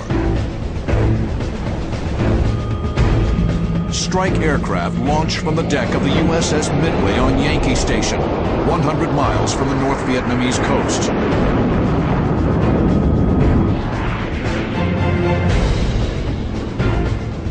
The aircraft assemble over the Gulf and push into North Vietnam. They'll hit the Tan Hoa Railroad Bridge, a strike meant to slow the movement of supplies to the south. Among them are two F-4 Phantoms led by Commander Lou Page with his radar intercept officer, or RIO, Lieutenant J.C. Smith, in the back seat.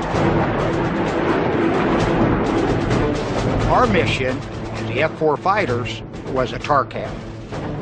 We were a target cap in front of the target to the north. The Target Combat Air Patrol stays close to the target to intercept hostile enemy aircraft. Page and Smith's wingman is Lieutenant Dave Batson with his RIO, Lieutenant Commander Rob DeRemus. These aviators from the USS Midway have a date with destiny. On this mission, they will score the first MiG kills of the Vietnam War. The attack boys had done their thing. They had just called feet wet, and I said, let's make one more orbit. We were about 12,000 feet, maybe 13,000 feet. And we turn the orbit, and just as we sweep about 360 with the nose of the airplane, two targets pop up. That's good. Now, was it Navy? I don't think so. We didn't have that many Navy out there. Was it Air Force? Oh, I don't know, but I'm hoping. We got to look at it. This early in the war, there is no way to ID the contacts electronically. They'll have to get a visual.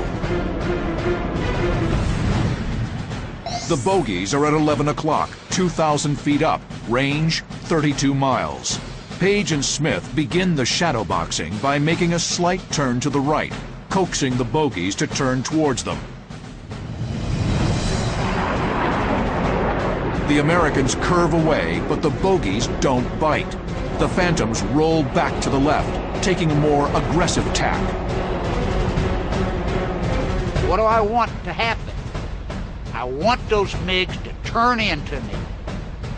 Fingernail trick. Right now you can't see if my fingernails are dirty. If he turns into me, you can see if my fingernails are dirty. Smith orders Batson and DeRemus into a trail position. They drop back. Didn't say how far. He knew he should be 1.5 miles to 2 miles behind us in trail. In the front, Page and Smith will gain positive visual ID on the bogies. Batson and DeRemus will target the lead contact on radar and fire as soon as it is confirmed hostile. Page and Smith will target the second bogie. Going in, then I go to ICS, intercom, I said, Lou, you should be right on your nose. Right on your nose, just slightly above. I didn't want to put him on the nose and put him under it. All of a sudden, he said, tally-ho, 4. That's the first I knew there were 4. He said, MiGs, MiGs, because the old boy turned like this into us. Round wingtips, dirty fingernails. The contacts are confirmed hostile. 4 MiG-17s in 2 elements. They're already locked up and in range for the Phantom's Sparrow missiles. I said, shoot, shoot, shoot. You never say fire in an airplane. I heard just, whoop, I felt the missile leave the airplane.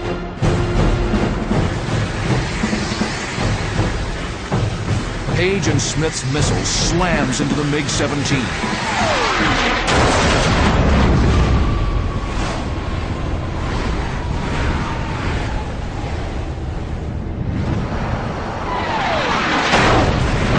Debris from the explosion takes down the MiG's wingman. I heard boola boola. That means a hit.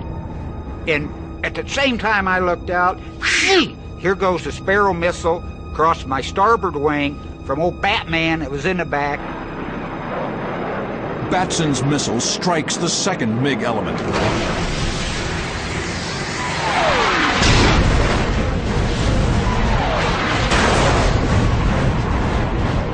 Again, debris knocks out the wingman.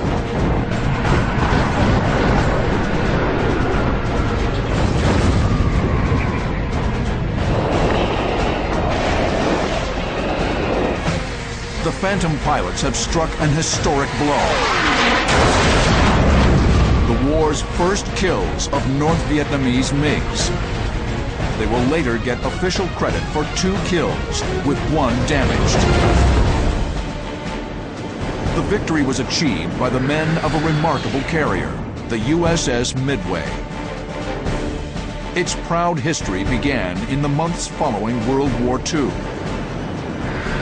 During World War II, the aircraft carrier came to prominence amongst navies because its offensive reach was so much greater and more powerful than any other type of platform, including the battleship. When launched in September 1945, Midway was the epitome of a World War II carrier, but the race of technology would demand vast changes. Jet aviation posed a severe challenge to carrier aviation as it was at the end of World War II. Jet aircraft are heavier, they require more power to launch, they require more space to recover because of faster landing speeds.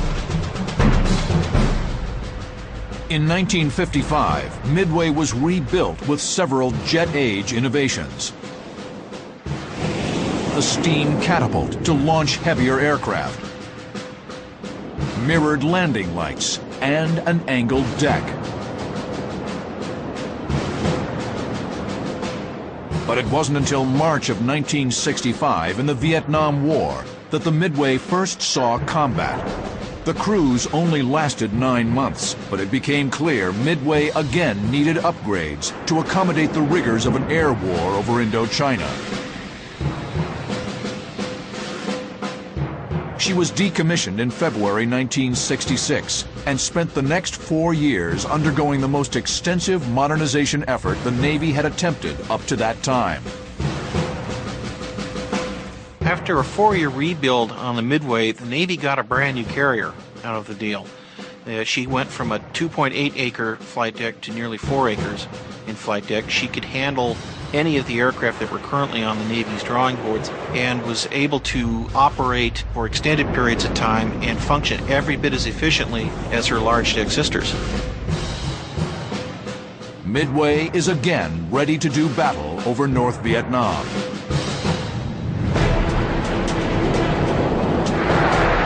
May 18, 1972, Yankee Station. A strike is launched from the deck of Midway. The aircraft assemble over the Gulf and push into the north. They'll target North Vietnamese infrastructure in the Haiphong area, part of an intense air campaign to stem the recent invasion of South Vietnam. Flying as part of the mission's combat air patrol are two F-4 Phantoms, led by Lieutenant Henry Bart Bartholomew with his Rio, Lieutenant Orrin Brown. I got put on the mission that afternoon as a spare aircraft. The lead aircraft had hydraulic problems on the catapult, so it had to be taxied off the catapult. We were launched consequently. Bartholomew's wingman is Lieutenant Pat Arwood, with his backseater, Lieutenant Mike Taco Bell. Our mission was to position ourselves between Haiphong and Kemp Airfield to interdict any MiGs that might challenge the strike force. Our mantra became MiGs in May for Midway. And we had that written on the blackboard in the ready room in big letters, and so we were all convinced that we were going to do it. As the Phantoms approach Kemp Airfield, their radio crackles to life. Bandits in the area. Their pulse quickens. They begin a slow descent. Bart Bartholomew scans the sky, sure to call out any threat to his wingman, Pat Arwood. As I looked north to clear his 6 o'clock position, I was able to see a couple of silver aircraft. And I knew that we didn't have anything that was painted that silver. So I knew they were MiGs. The Phantoms prepare for combat. It will be a baptism of fire. In their first mission over the north, they'll get their chance to score MiGs in May for Midway. May 18, 1972. Two F-4 Phantom crews from the USS Midway are about to taste air combat over North Vietnam for the first time. Above Kemp Airfield, they've spotted two MiG-19s. We took off after him. I wanted Pat to be about 3,000 feet above me and cover me as I went down after him. Arwood pitches up. Bartholomew noses down and banks right. Roaring in over Kemp, Bartholomew rolls left into position behind the enemy. They became aware of him. They both pickled off their external wing tanks. There was fuel streaming out of their wing tanks. So my thought was, seeing that they still had fuel in their wing tanks, so they probably had full internal fuel just like us. I followed them as best I could. I didn't quite have the energy to pull inside them. In order to keep my energy up, I had to stay sort of nose slightly behind and not pulling quite as many G's as they were pulling inside my turn. Basically, your nose is pointed, instead of ahead of the aircraft, it's pointed behind the aircraft, and you're sort of following them around like this in a lagging position. As Bart was pushing the MiGs around the circle, and they were staying in the circle, I was in a high position, and I did a series of high yo-yos. The yo-yo maneuvers will take advantage of the Phantom's raw power. Each move will improve his angle off the MiG's tail for a heat-seeking missile shot. I did the first high yo-yo, the dive down and back up. I did another dive down and back up, and I was starting to lose position. So on the third one, I knew that I was coming to the inside of the circle. I was starting to crowd Bart. I was coming too close to him. So at that point, I decided to fire to break up the MiGs. I felt a missile come off the airplane and saw a MiG-19 that absolutely cranked it around so hard, and the missile went right by his tailplanes. The MiGs split up. Bartholomew follows the wingman. Arwood stays on the leader. He buries the stick in his gut, straining to keep in trail of the tight-turning MiG-19. You pull hard and the plane is passing you. You're leaning forward in your straps. You're craning, turning very hard to the left, in this case to the left, to try to see back over your shoulder. But he had turned so far inside of me that I just lost sight of it completely. Arwood's heart races as he searches frantically for the MiG. He pitches vertical, climbing to 4,000 feet. Still no sign of the enemy. Meanwhile, Bartholomew chases the second MiG. I was losing enough energy, so I just knew that I had to get out and gather more energy back. Bartholomew unloads G and quickly distances himself from the MiG. He extends to the west 2 miles before pitching back to re-enter the fight. He's gained precious airspeed, but lost sight of the bandit. Oren still had sight, which is a great testament to the value of having 4 eyes in a cockpit. So Oren was able to talk me onto him. The MiG is at 10 o'clock low, sweeping left in an effort to maneuver into Bartholomew's 6. Bartholomew's instincts kick in. He'll lure the enemy closer. Then, at the last possible second, he'll pop his nose up, hit his speed brakes and flaps, and force the MiG to overshoot. It's a bold maneuver that will turn the tables in an instant. Oren's calling the MiG, and he's calling the MiG, and he's calling the MiG with position, clock code, and so forth. And I waited until the MiG got to be about 830 low, and I could see him start to pull his nose towards me. Bartholomew yanks the stick back and performs the maneuver. The heavy Phantom pitches up as the MiG is thrown outside of his turn. So I popped my speed brakes and my flaps for about 5 seconds. And I put them right back in, and I was about upside down like so. And as I went to the outside of the turn, now I'm slow. He popped it right out in front of me. And now we're canopy to canopy, going just about straight up. As they rocket into the air, the MiG inches out in front of Bartholomew, but the Phantom's airspeed is plummeting. He can't keep climbing much longer. Fortunately for me, he had the same problem, and he decided to dump his nose just a fraction of a second prior to when I did. So what happened was, at that point, he slid out slightly in front of me. I couldn't have been more than 200 feet, 100 feet, 200 feet behind him. Way too close to shoot a missile. He's in perfect position for a gun kill. But the F-4 doesn't have a gun. He throttles back, carefully trying to separate himself for a missile shot without losing too much airspeed. To the east, Pat Arwood continues his anxious search. I kept looking for MiGs, looking for my lead, looking for anybody that I could find. And I didn't see him. So I was really getting concerned about that. I looked down and I see the runway at Kemp Airfield with all these bomb craters that had been patched. And I'm thinking, if we go down here, it's not going to be real friendly.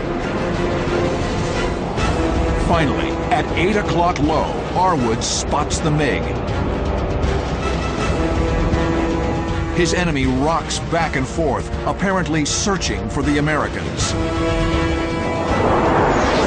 I was very impressed to see him at such low altitude doing those wing rolls. I was almost directly over him, so I actually eased my turn and flew ahead a little bit as he continued to turn. Then I overbanked, maybe 130 degrees of bank, and started pulling my nose down toward him. The Phantom swoops in on his unsuspecting prey. It looks like Arwood will have an easy kill. But abruptly, the MiG brakes. He apparently picked me up when he was left wing down. And then again, he made a very, very hard left-hand turn into me. Through the tight turn, the enemy again slips from view. But suddenly, Bart Bartholomew roars into the fight. Bartholomew is chasing his MiG here. Harwood is here. His MiG has slipped out of view here. As Bartholomew flies past, Arwood's MiG will turn in pursuit. Bartholomew thunders through. Arwood's MiG rolls right. He reversed and then crossed across my nose. And as he crossed, then I was able to roll back into a perfect firing position. He was slightly above the horizon. I was maybe 10 degrees off his tail. The MiG's concern for his fellow pilot is his undoing. Arwood fires. It just came within maybe 10 feet or so to the right side of his tail, and it detonated. But initially it didn't appear to be any damage to the plane. Pat says, "Geez, I missed." And about just as he said that, this big silver piece of fuselage came off. Looked out, boom. I see the MiG-19 up there, and a heavy wing rock, canopy comes off, and a seat comes out, and poof, here's this guy in the chute. Arwood's MiG disintegrates just behind Bartholomew. Seconds later, Bartholomew gets good tone on his heat-seeking Sidewinder. His finger closes around the trigger.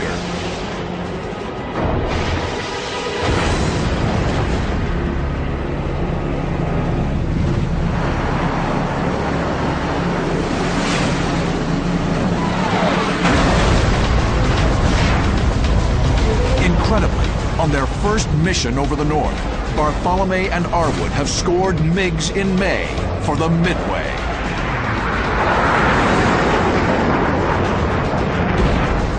Here we were, both of us. All we had to do is make a 90-degree starboard turn, and we were right there in combat spread, 3/4 mile apart, and we were heading east, and we were heading out.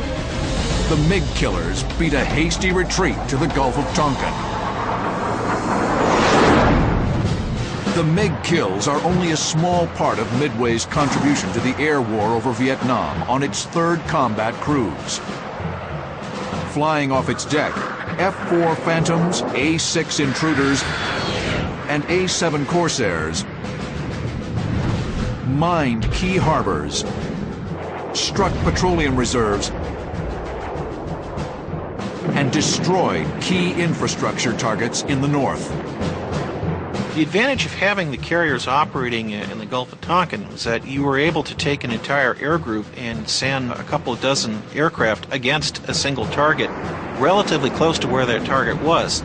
So you would minimize the amount of warning that the air defense network the North Vietnamese had to react to that. Midway continued daily combat operations over the north through the end of May. And just 6 days after Bartholomew and Arwood's dogfight, another pair of Phantoms will find themselves in the most perilous situation American airmen can face: a perfectly executed North Vietnamese ambush.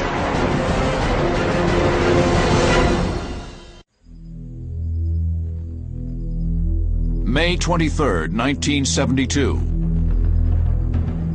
Two F-4 Phantoms from USS Midway soar over the North Vietnamese countryside. They're flying combat air patrol for a strike against targets in Hai Phong, part of the continued effort to cripple the invasion of South Vietnam. The flight lead is Lieutenant Commander Muggs McEwen, with his Rio, Lieutenant Jack Ench. Muggs and I don't know, we kind of hit it off early on. We had a sort of a warped sense of humor between us in the cockpit. I used to tell him, I said, "Jack, this is one thing, I never wanted to die surprised. If my last conscious thought is what the hell was that, I'll hunt you through eternity and you'll never rest." Flying off Muggs's wing is Lieutenant Mike Rabb, with his Rio, Lieutenant Junior Grade Ken Crandall. As they descend towards their cap station, their radio crackles to life. Immediately called them and said, we have a vector for bandits, 278, 70 miles. And Jack said, Roger. I said, Jack, did he say bandits? He said, yeah, I think he did. I said, confirm bandits. He said, hey, Oswald, this is Bullet.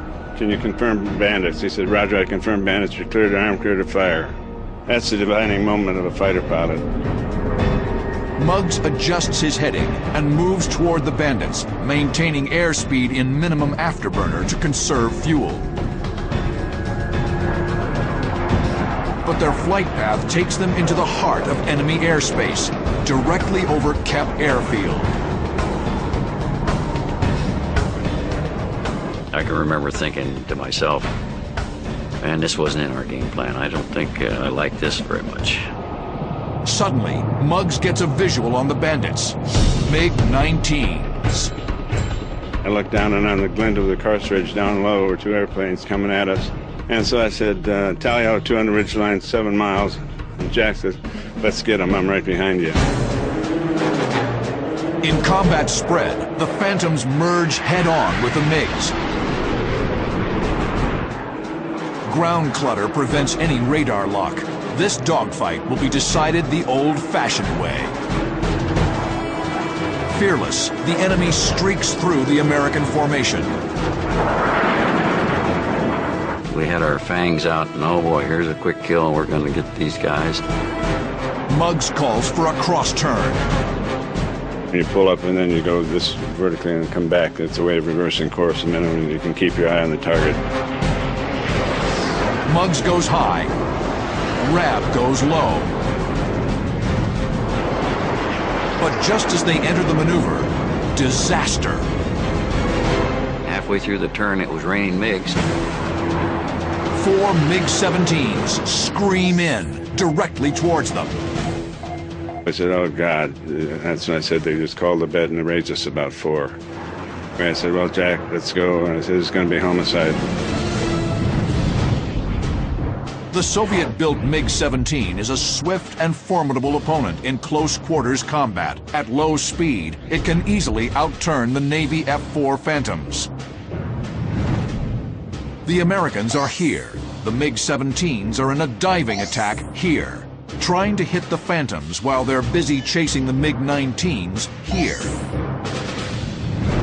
They were coming down on us. I said, oh, God. So we just started extending out. The lead MiG-17 roars past Muggs, canopy to canopy. It passed so close that, I mean, you could feel the airplane pass by. Muggs will move aggressively against the MiGs. He'll use a classic air combat maneuver called a low yo-yo. He'll rudder down, then pull the nose up, cutting inside the MiG's turn and increasing his airspeed. Muggs stomps the rudder, heart pounding. He breathes in ragged gasps through the crushing maneuver. As he pulls his nose through the horizon, he spots a MiG-19 just in front of him. He smoothly switches targets, the best strategy when surrounded by enemies. Muggs's best option for a shot is to barrel roll to the outside, improving his angle off the MiG's tail. Muggs pitches up and rolls.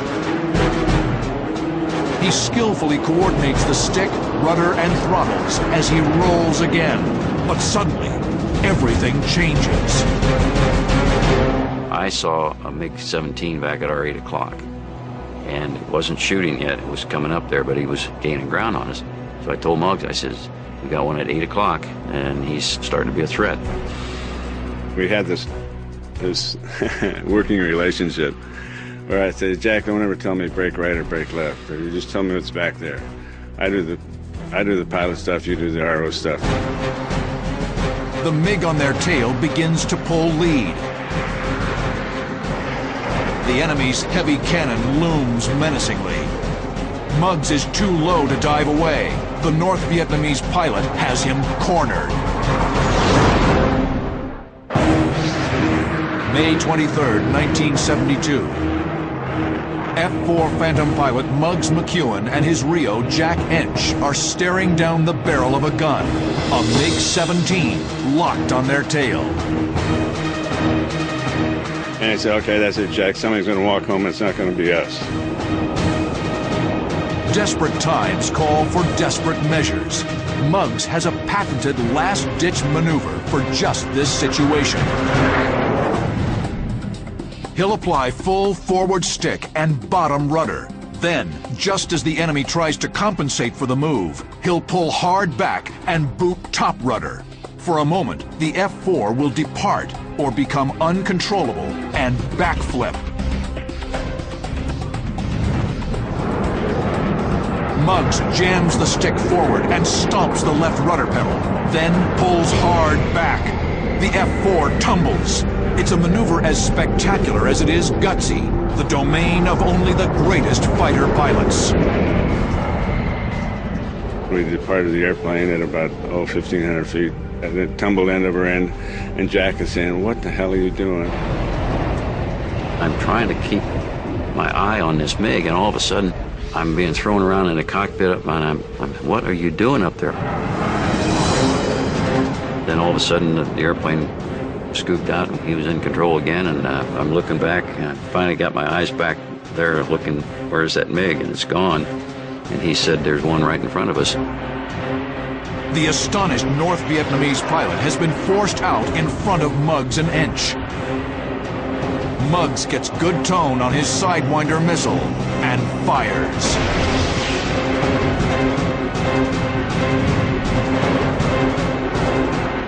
MiG-17 could turn on a dime, and he defeated the missile's tracking solution. So one of our Sidewinders was gone. We had 3 left. The MiG-17 stays in his right turn, but Muggs can't pursue. He barrel rolls. With so many MiGs, he must keep moving, never sticking with one target for long. Just trying to keep my energy up and keep from being predictable.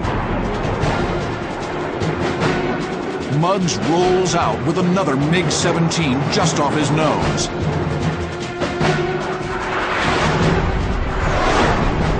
He gets good tone and fires a second AIM-9. But again, the tight-turning MiG defeats the missile lock.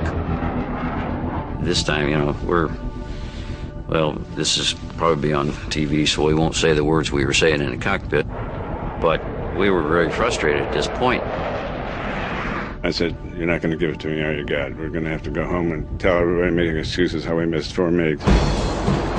But surrounded by the enemy, there's no time to reflect. The punishing fight goes on. I'm checking back signal, and all of a sudden I see one at 4 o'clock, and this guy had made ground on us, and he was up there, and he was actually starting to shoot his 37 millimeter cannon at us. And I called him Muggs. I said, 4 o'clock, tracking and shooting. And he looked back on it like that and said, holy expletive. Orange tracers rip past the canopy. Muggs breaks hard into the attack.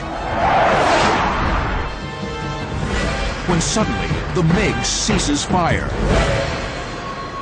He just pulled out in front of me here like this, and I looked up, and from my time in the MiG-17, it just went, you can't see me. Muggs has managed to slip into the MiG's blind spot under its nose.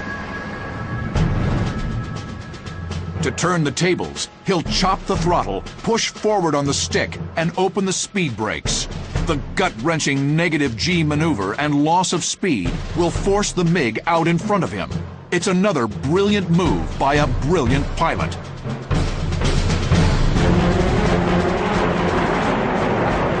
Muggs jams the stick forward and cuts power.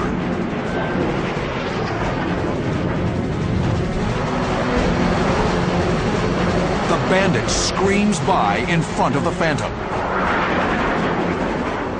It was about 50 feet away from his cockpit, where we could pick the guy out of a police lineup.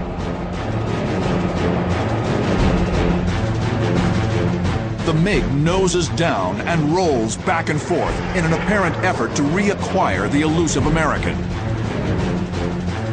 For the third time, Muggs gets good tone on his enemy and fires a sidewinder.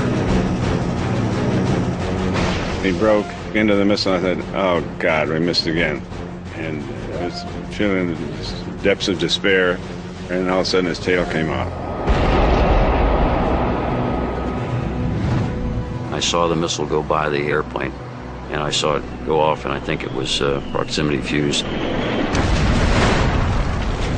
A piece of the airplane went off, and then pretty soon, the explosion, we saw the guy eject. So that was our first kill. After 5 agonizing minutes of superhuman maneuvering, Muggs and Ench have a kill. But there's no time to celebrate. They spot their wingman, Mike Rabb, in the weeds with a MiG in hot pursuit. I'm turning left and I see Mike Rabb. He's heading north at the time with a MiG-17 all over him, just shooting. He's got tracers all around him. Rabb is here. Muggs is here. He will guide Rabb on a heading that will drag the North Vietnamese in front of Muggs. I said, okay, Mike, roll away from him and extend out to the east. Rabb drags the enemy MiG across his nose. Muggs pitches down. The expert MiG killer easily swings in on his enemy's 6. The MiG's tailpipe glows crimson just off his nose, a perfect target against the empty sky. Muggs fires his 4th sidewinder of the day. The missile tracks straight and true.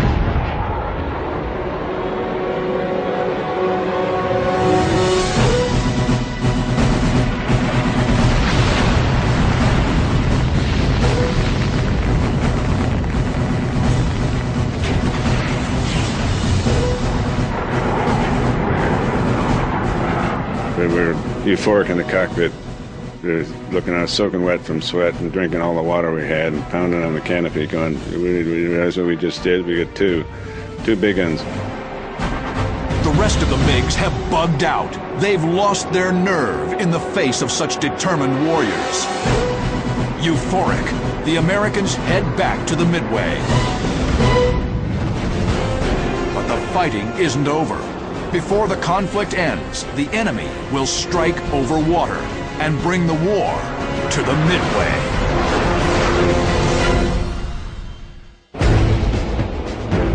January 12, 1973, the closing days of the Vietnam War.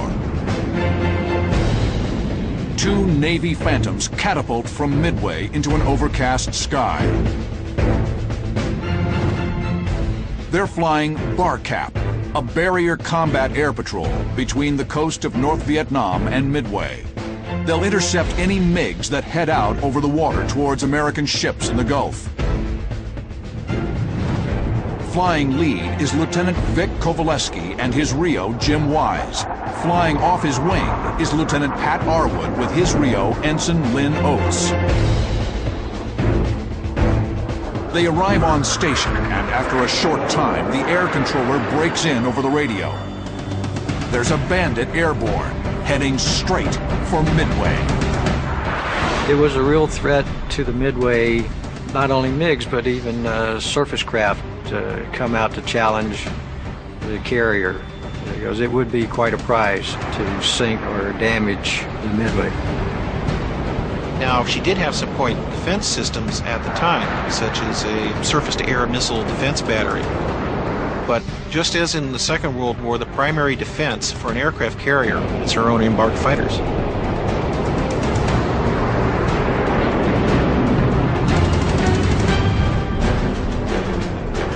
The air controller vectors them in the direction of the enemy MiG. As we were descending, Vic picked him up. It was about 11 o'clock position, and we were down in the 10,000 foot range. The MiG was maybe 12 miles or so.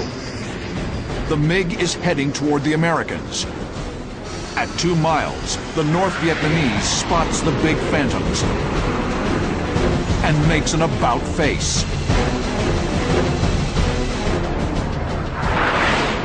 The MiG appeared to be heading toward us, but he very quickly reversed course and started heading due north.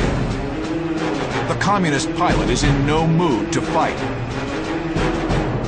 Kowaleski pitches up and cuts back right to improve his angle off the MiG's tail.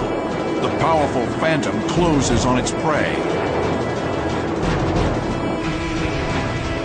The MiG brakes right to shake his pursuer. Kowaleski and Arwood must be cautious.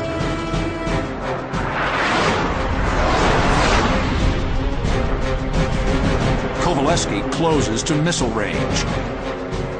He gets good tone on his Sidewinder and fires.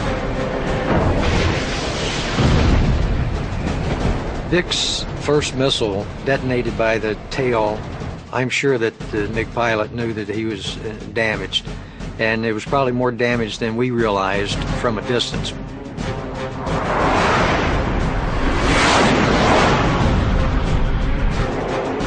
Kowaleski fires another Sidewinder.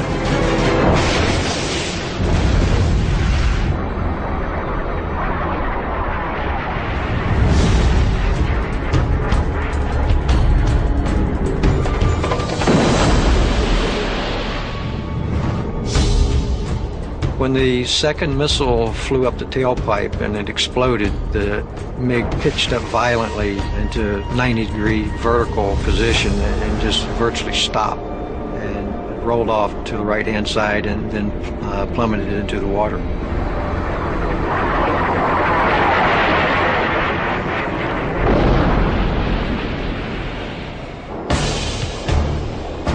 This will prove to be the last MiG kill of the Vietnam War.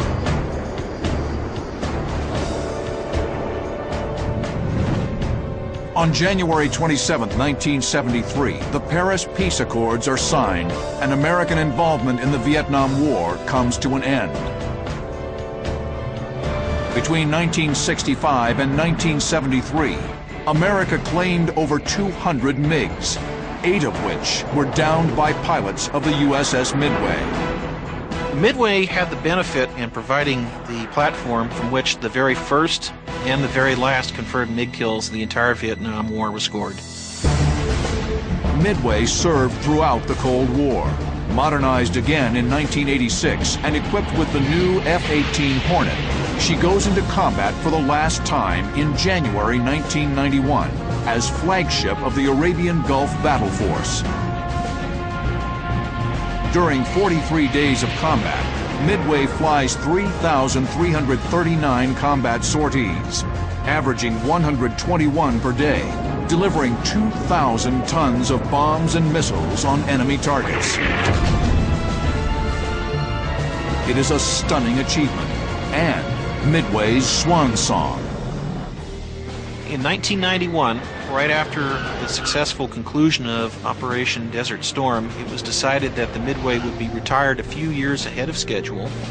Age was catching up with her, and the fact that she just was too small to be operating the carrier aircraft that we had in the inventory.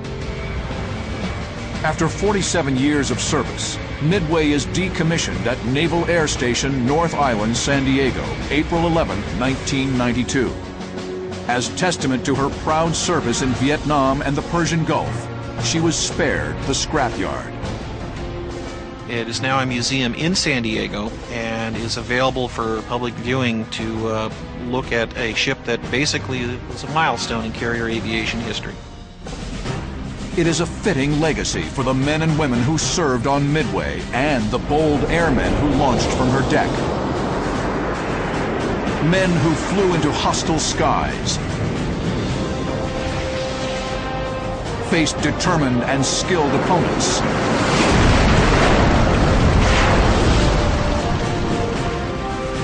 and returned to Midway as MiG killers.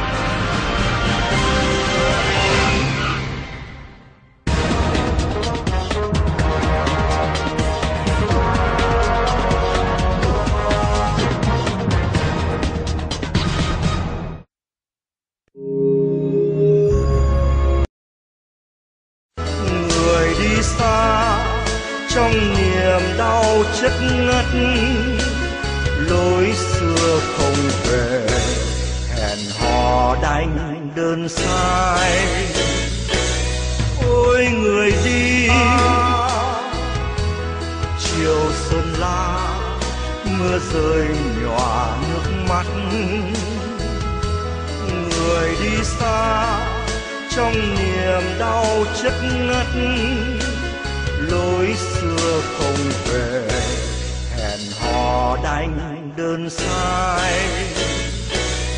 Ôi người đi về đâu khi nắng chiều phai, nắng úa xót xa thương người, chiều nào gục ngã trên đồi.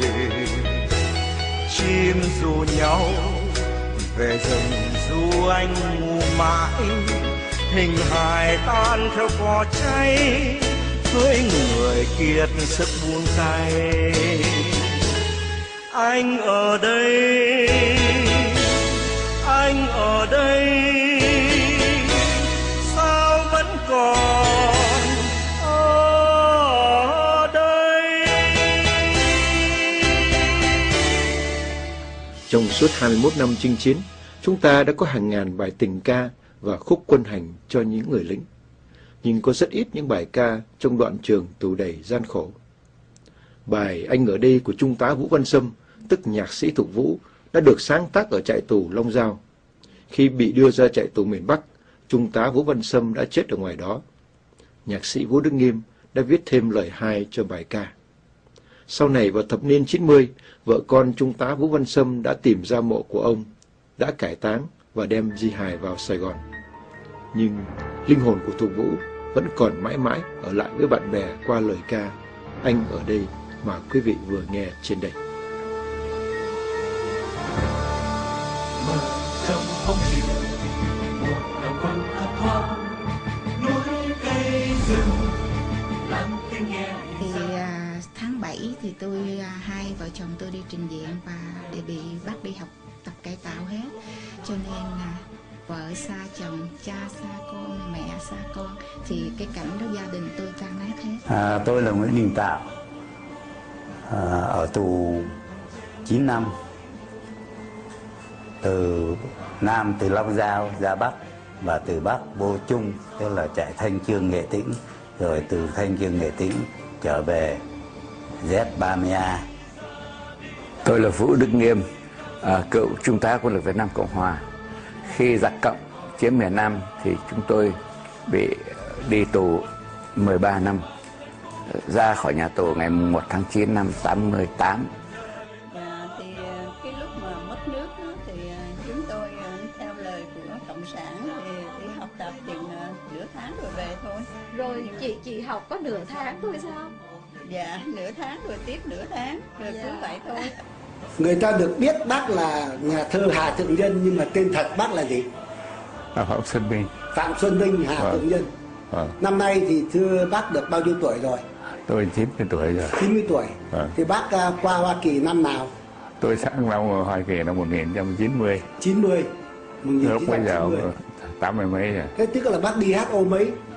HO 6. Rồi.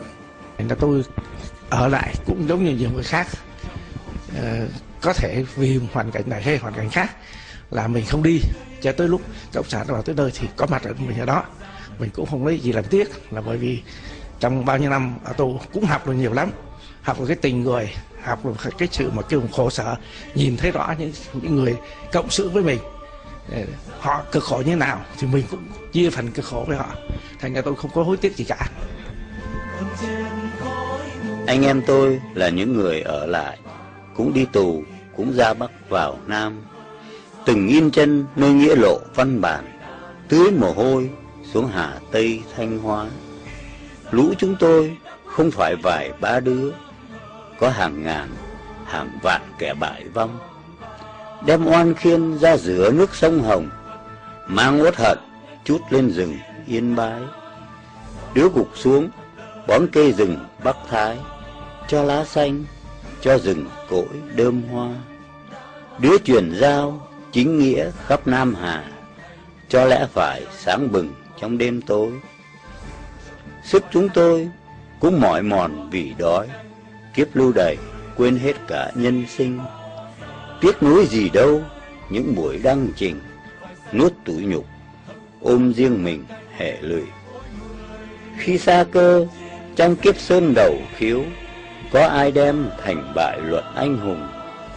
Lũ chúng ta còn nợ nghiệp kiếm cung, chưa trả được nên suốt đời ân hận. Bài thơ trên do chính tác giả đọc cho chúng tôi thu âm. Ông là Trung tá Nguyễn Đình Tạo, tức nhà thơ Đông Anh. Từ quê nhà, ông vào quân trường Đà Lạt năm 1954, sau đó chưa bao giờ gặp lại gia đình. Trải qua 21 năm chinh chiến, tiếp theo là 9 năm tù đầy từ Nam ra Bắc, định mệnh đắng cay đã không cho phép ông đoàn tụ với gia đình ở ngoài Bắc. Trung tá Nguyễn Đình Tạo, ngay sau khi ra khỏi nhà tù đã vượt biên bằng đường bộ. Không thành công, vượt biên bằng đường biển, bị mất đứa con trai. Sau cùng, đến Hoa Kỳ, làm người tị nạn xây dựng tương lai muộn màng với những vần thơ nặng tình chiến hữu.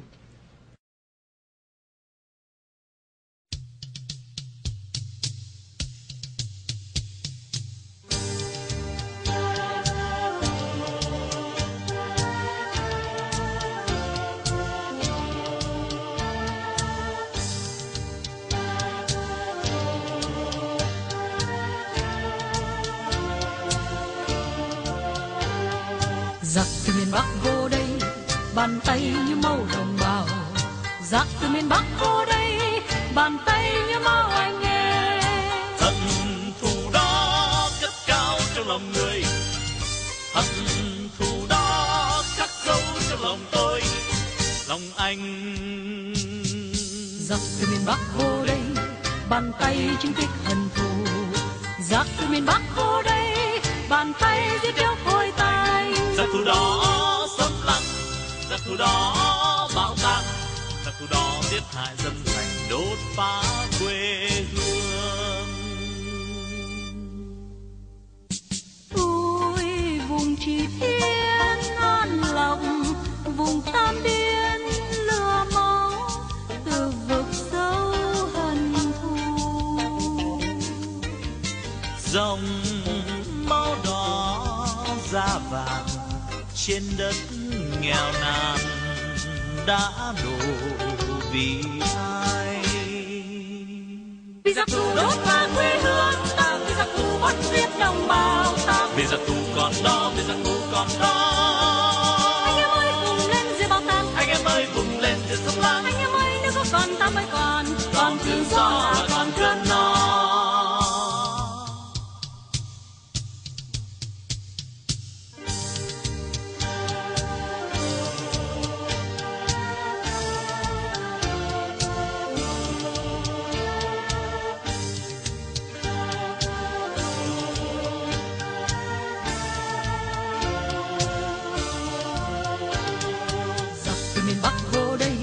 Bàn tay như màu đồng bào. Giặc từ miền Bắc vô đây, bàn tay như màu anh nghe. Hận thù đó cất cao trong lòng người, hận thù đó khắc sâu trong lòng tôi, lòng anh. Giặc từ miền Bắc vô đây, bàn tay chứng kích hận thù.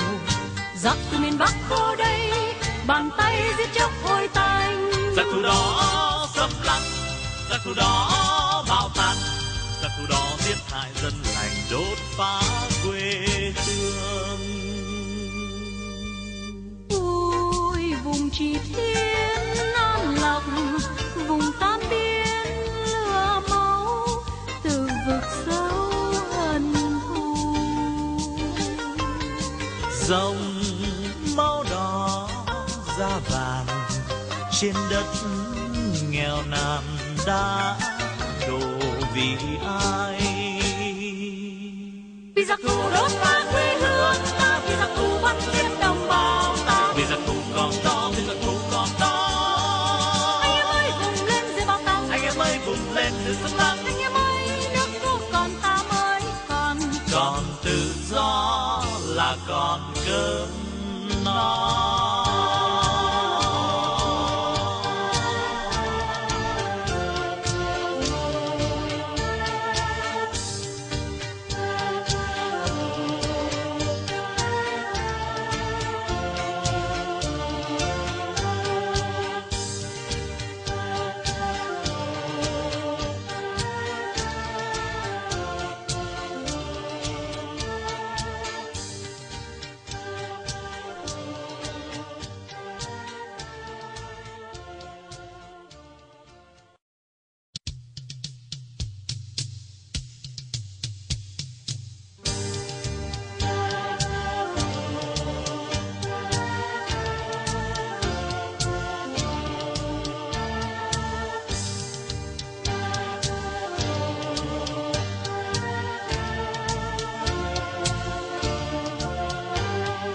Giặc từ miền Bắc vô đây, bàn tay như màu đồng bào. Giặc từ miền Bắc vô đây, bàn tay như màu anh em. Hận thù đó cất cao trong lòng người, hận thù đó khắc sâu trong lòng tôi, lòng anh. Giặc từ miền Bắc vô đây, bàn tay chứng tích hận thù. Giặc từ miền Bắc vô đây, bàn tay giết chóc khôi tay. Giặc thù đó xâm lăng, giặc thù đó bạo tạc, giặc thù đó giết hại dân lành, đốt phá quê hương. Ôi vùng Chỉ Thiên an lòng, vùng Tam Biên lửa máu, từ vực sâu hận thù. Dòng máu đỏ da vàng trên đất nghèo nàn đã đổ vì ai? Vì giặc thù đốt phá quê hương ta, vì giặc thù bắt giết đồng bào ta, vì giặc thù còn đó, vì giặc thù còn đó. Anh em ơi vùng lên diệt bạo tàng, anh em ơi vùng lên diệt xâm lăng. Anh em ơi nếu có còn ta mới còn tự do là còn cơn no.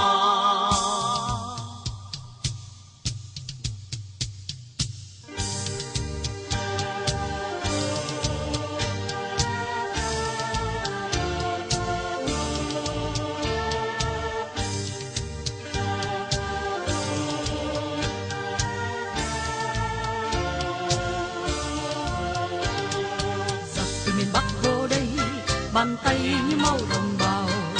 Giặc từ miền Bắc vô đây, bàn tay như màu anh em. Hận thù đó cất cao trong lòng người, hận thù đó khắc sâu trong lòng tôi, lòng anh.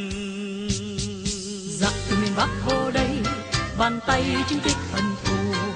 Giặc từ miền Bắc vô đây, bàn tay giết chóc khôi tanh. Giặc thù đó xâm lăng, giặc thù đó bạo tạc, giặc thù đó giết hại dân lành, đốt phá quê hương. Ôi vùng Chỉ Thiên an lòng, vùng Tam Biên lửa máu, từ vực sâu hận thù. Dòng máu đỏ da vàng trên đất nghèo nàn đã đổ vì ai? Vì giặc thù đốt phá quê hương ta, vì giặc thù bắt giết đồng bào ta, vì giặc thù còn đó, vì giặc thù còn đó. Anh em ơi vùng lên diệt bạo tàng, anh em ơi vùng lên diệt xâm lăng. Anh em ơi nước nước còn ta mới còn tự do là còn cơm no.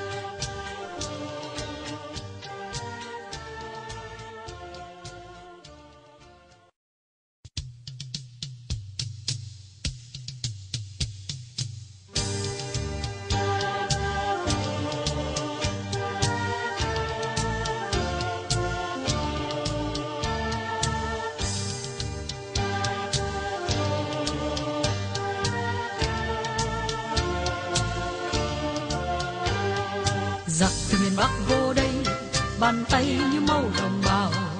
Giặc từ miền Bắc vô đây, bàn tay như màu anh em. Hận thù đó cất cao trong lòng người, hận thù đó khắc sâu trong lòng tôi, lòng anh. Giặc từ miền Bắc vô đây, bàn tay chứng tích hận thù. Giặc từ miền Bắc vô đây, bàn tay giết chóc khôi tay. Giặc thù đó xâm lăng, giặc thù đó bạo tạc, giặc thù đó giết hại dân lành, đốt phá quê hương. Ôi vùng Chỉ Thiên an lòng, vùng Tam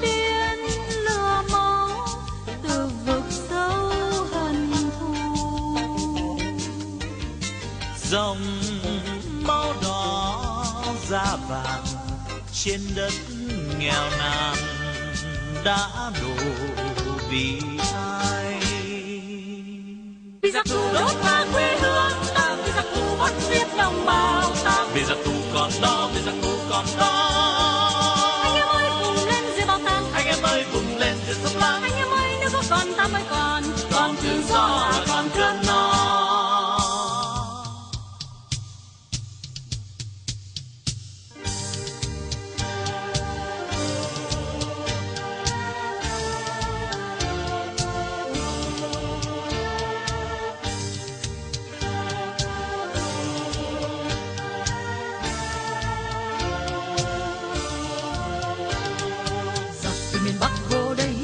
Bàn tay như máu đồng bào, giặc từ miền Bắc vô đây, bàn tay như bao anh em. Hận thù đó cất cao trong lòng người, hận thù đó khắc sâu trong lòng tôi, lòng anh. Giặc từ miền Bắc vô đây, bàn tay chinh kích hận thù. Giặc từ miền Bắc vô đây, bàn tay giết chóc hôi tanh. Giặc thù đó xâm lăng, giặc thù đó bạo tàn, giặc thù đó giết hại dân lành, đốt phá quê hương. Ôi vùng Chỉ Thiên Nam Lộc, vùng Tam Biên lửa máu, từ vực sâu hận thù. Dòng máu đỏ da vàng trên đất nghèo nàn đã đổ vì ai? Vì giặc thù đốt phá quê hương ta, vì giặc thù bắt giết đồng bào ta, vì giặc thù còn đó, vì giặc thù còn đó. Anh em ơi vùng lên diệt bạo tàng, anh em ơi vùng lên diệt xâm lăng. Anh em ơi nước vô còn ta mới còn tự do là còn cơm no.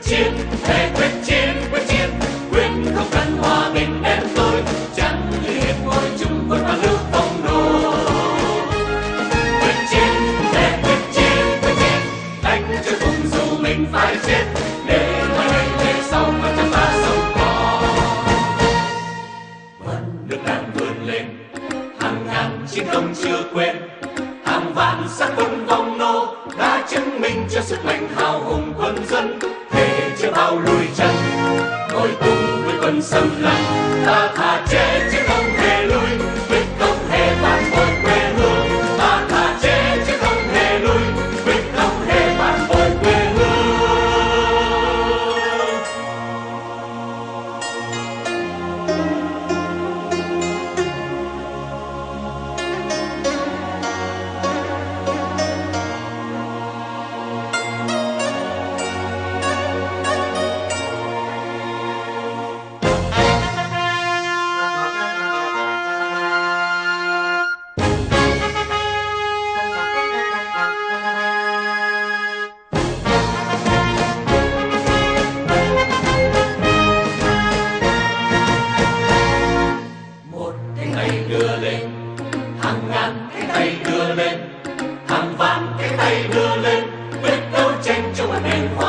Không chính đập phá tan hùng toan, đầu hàng cái quân xâm lăng.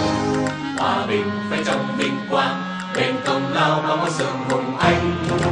Nào đứng lên bên nhau, nào cùng sát vai bên nhau, thề nguyện với vùng tay cao, quyết đấu tranh đến khi nào đạt thành mong ước. Quân nước trong tay ta là quyền của quân dân ta, tình đoàn cái quê hương ta, chân âm mưu chiến thắng thêm sơn hà.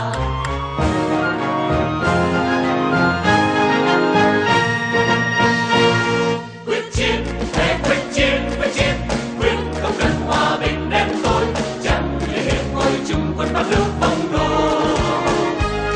Quyết chiến, thề quyết chiến, đánh cho cùng dù mình phải chết, để mai này về sau còn cho ta sống to. Nước đang vươn lên, hàng ngàn chiến công chưa quên, hàng vạn xác quân vong nô đã chứng minh cho sức mạnh hào hùng quân dân. Thề chưa bao lùi chân, đôi cùng với quân xâm lăng, ta thà chết chứ không hề lui, quyết không hề phản bội quê hương. Ta thà chết chứ không hề lui, quyết không hề phản bội quê hương. Ta thà chết chứ không hề lui, quyết không hề phản bội quê hương.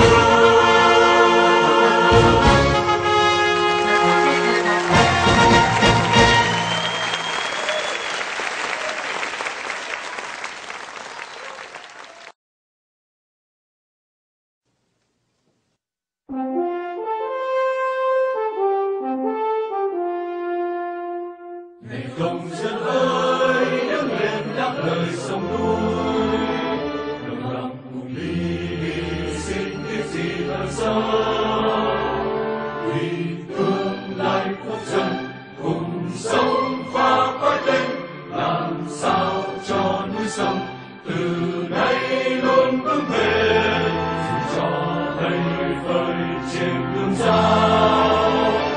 Đủ nước lấy màu nào đem bao, rồi sông lúc yên phải cần giải huy người công dân luôn vững bền tâm trí. Cam quyết chiến đấu làm cho cả đời, vang tiếng người nước Nam cho đến muôn.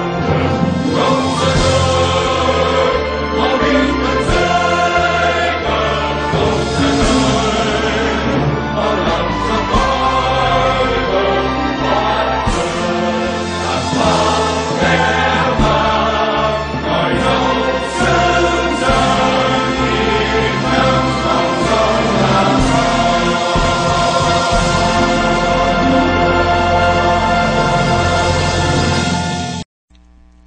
Mười tội ác của Đảng Cộng sản Việt Nam. Tội ác thứ nhất của Đảng Cộng sản Việt Nam là tội cướp nước, giết chiêu bài giải phóng miền Nam, chống Mỹ xâm lược, nhưng thực chất là xâm lăng Việt Nam Cộng Hòa, nhằm đưa cả nước và xã hội chủ nghĩa không tưởng theo lệnh của quan thầy Liên Xô, Trung Cộng. Hồ Chí Minh và bè lũ Cộng sản Bắc Việt đã xua quân cưỡng chiếm miền Nam, gây nên một cuộc chiến tranh tương tàn cốt nhục, đẫm máu và nước mắt, kéo dài suốt 20 năm, khiến cho hàng triệu người Việt phải chết thảm thương vì bom mìn, súng đạn. Nhà nhà đều phải mang vần khăn tang trắng, đau khổ trước cảnh chia ly, loạn lạc, tàn sát và hận thù. Tội ác thứ hai của Đảng Cộng sản Việt Nam là tội bán nước. Đảng Cộng sản Việt Nam đã tự ý dâng đất, nhượng biển cho Tàu Cộng nhằm đổi lấy quyền lợi cho cá nhân và phe đảng, là trái ngược với lịch sử ngàn đời của cha ông, từng đổ máu hy sinh, kiên cường đấu tranh để dựng nước và giữ nước. Tội ác thứ ba của Đảng Cộng sản Việt Nam là tội buôn dân cướp đất. Trong lịch sử chưa bao giờ người phụ nữ Việt Nam phải đi lập gái trên khắp xứ người, trẻ em phải sa vào kỹ nghệ tình dục, thanh niên phải làm lao nô để chủ nhân ngoại quốc đọa đầy bóc lột. Đảng Cộng sản Việt Nam còn tham lam chiếm đất công, cướp đất từ để chia chác làm giàu trên nỗi đau khổ của hàng triệu dân oan, để họ phải sống vất vưởng không nhà không cửa, chết thảm thương ngoài đầu đường xó chợ hay nơi vùng kinh tế mới rừng thiêng nước độc. Tội ác thứ tư của Đảng Cộng sản Việt Nam là tội ác phản dân tộc. Trải qua 1000 năm nô lệ bởi giặc Tàu, 100 năm bị đô hộ bởi thực dân, dân tộc Việt Nam đã phải sống trong điêu linh nhục nhằn thống khổ, cho đến khi Đệ Nhị Thế Chiến chấm dứt mới được trao trả tự do độc lập. Thì Hồ Chí Minh và bè Đảng Cộng sản Việt Nam lại mang tà thuyết phản dân tộc là chủ nghĩa xã hội, để biết Việt Nam thành một nước xã hội chủ nghĩa, gây bao cảnh chết chóc tang thương, hãi hùng, máu thấm sâu lòng đất, xương phơi trắng Trường Sơn, và bể đông trôi nổi xác người dân lành vô tội. Tội ác thứ năm là tội giết người thủ tiêu, bịt miệng. Hễ ai không đồng ý đồng tâm với mình thì Đảng Cộng sản Việt Nam lập tức tìm cách giết người thủ tiêu bịt miệng. Từ những việc thanh toán đối lập đến vu vạ giết sạch địa chủ cường hào, nhân vật giai phẩm, Đảng Cộng sản Việt Nam đã pháo kích, giật miền, giết người bừa bãi, thậm chí còn dã man chôn sống hàng ngàn dân lành vô tội trong ngày Tết thiêng liêng cổ truyền của dân tộc, để tiếng kêu than khóc vọng thấu trời xanh. Tội ác thứ 6 của Đảng Cộng sản Việt Nam là dùng bạo lực sắt máu áp đặt lên đầu dân tộc Việt, bắt phải theo chủ nghĩa xã hội, từ chối ông bà tổ tiên, từ bỏ niềm tin tôn giáo thiêng liêng, xúc phạm cả đến trời, đến Chúa, đến Phật. Để tôn thờ quan thầy Cộng sản lê lên khăn mang, Đảng là trên hết, Đảng nhập nhằng giữa Đảng với Tổ quốc, cờ máu của Đảng là cờ của Tổ quốc. Tội ác này là tội ác cưỡng ép mọi người phải vô thần, vô gia đình, vô Tổ quốc, khiến con phải tố cha, vợ tố chồng, anh em sẵn sàng giết hại lẫn nhau vì Bác và Đảng. Tội ác thứ 7 của Đảng Cộng sản Việt Nam là tội tham nhũng, thối nát, bóc lột, lừa đảo nhân dân. Đây là chủ trương quốc sách của Đảng, khiến cho bao người phải trắng tay, nghèo nàn cơ cực, nhân dân bữa đói bữa no, ốm đau chẳng ai lo, sống chẳng khác nào như dân nô lệ, phải làm tôi mọi xứ người. Tội ác thứ 8 của Đảng Cộng sản Việt Nam là tội vô văn hóa giáo dục, lấy tư tưởng Hồ Chí Minh, kẻ tội đồ số 1 của dân tộc. Đảng Cộng sản Việt Nam đã áp dụng kế hoạch 100 năm trồng người nhằm đào tạo con người trở thành những kẻ sát máu vô nhân tính, lãnh cảm, dửng dưng trước những nỗi đau thương của đồng loại. Đảng Cộng sản Việt Nam điên cuồng theo đuổi chủ nghĩa ngoại lai, phản dân hại nước, lại xem đó là kim chỉ nam xây dựng con người. Chính vì vậy mà tuổi trẻ Việt Nam mất định hướng, đất nước Việt Nam không có tương lai, và con người Việt Nam bỗng dưng chủ bại, dân tộc sinh yếu hèn. Tội ác thứ 9 là Đảng Cộng sản Việt Nam đã làm cho xã hội mỗi ngày một suy đồi, với chính sách ngu dân để trị, bần cùng hóa nhân dân để dễ bề kìm kẹp, dùng hào nhoáng, ăn chơi trụy lạc che mắt thế gian, lấy phồn vinh giả tạo để mị dân. Từ đó hú giàu nghèo cách biệt, không công việc làm, trai sinh ra trộm cướp giết người, ma túy xì ke đầy rẫy, phụ nữ thì đứng đường bán thân nuôi miệng, giang hồ phiêu bạt, làm dâu xứ người, mang nỗi nhục quốc thể. Tội ác thứ 10 của Đảng Cộng sản Việt Nam là khôn nhà dại chợ. Bên trong thì đàn áp bịt miệng, cướp của giết người, bên ngoài thì khiếp nhược yếu hèn, sẵn sàng cầu vinh bán nước. Do đó chuyện mất nước bại vong nay mai xảy ra là điều khó tránh được. Đất nước Việt Nam rồi đây sẽ bị xóa tên trên bản đồ thế giới. Dân tộc Việt Nam sẽ bị đồng hóa bởi Tàu Cộng và trở lại một thời kỳ nô lệ như đã có từ ngàn năm trước.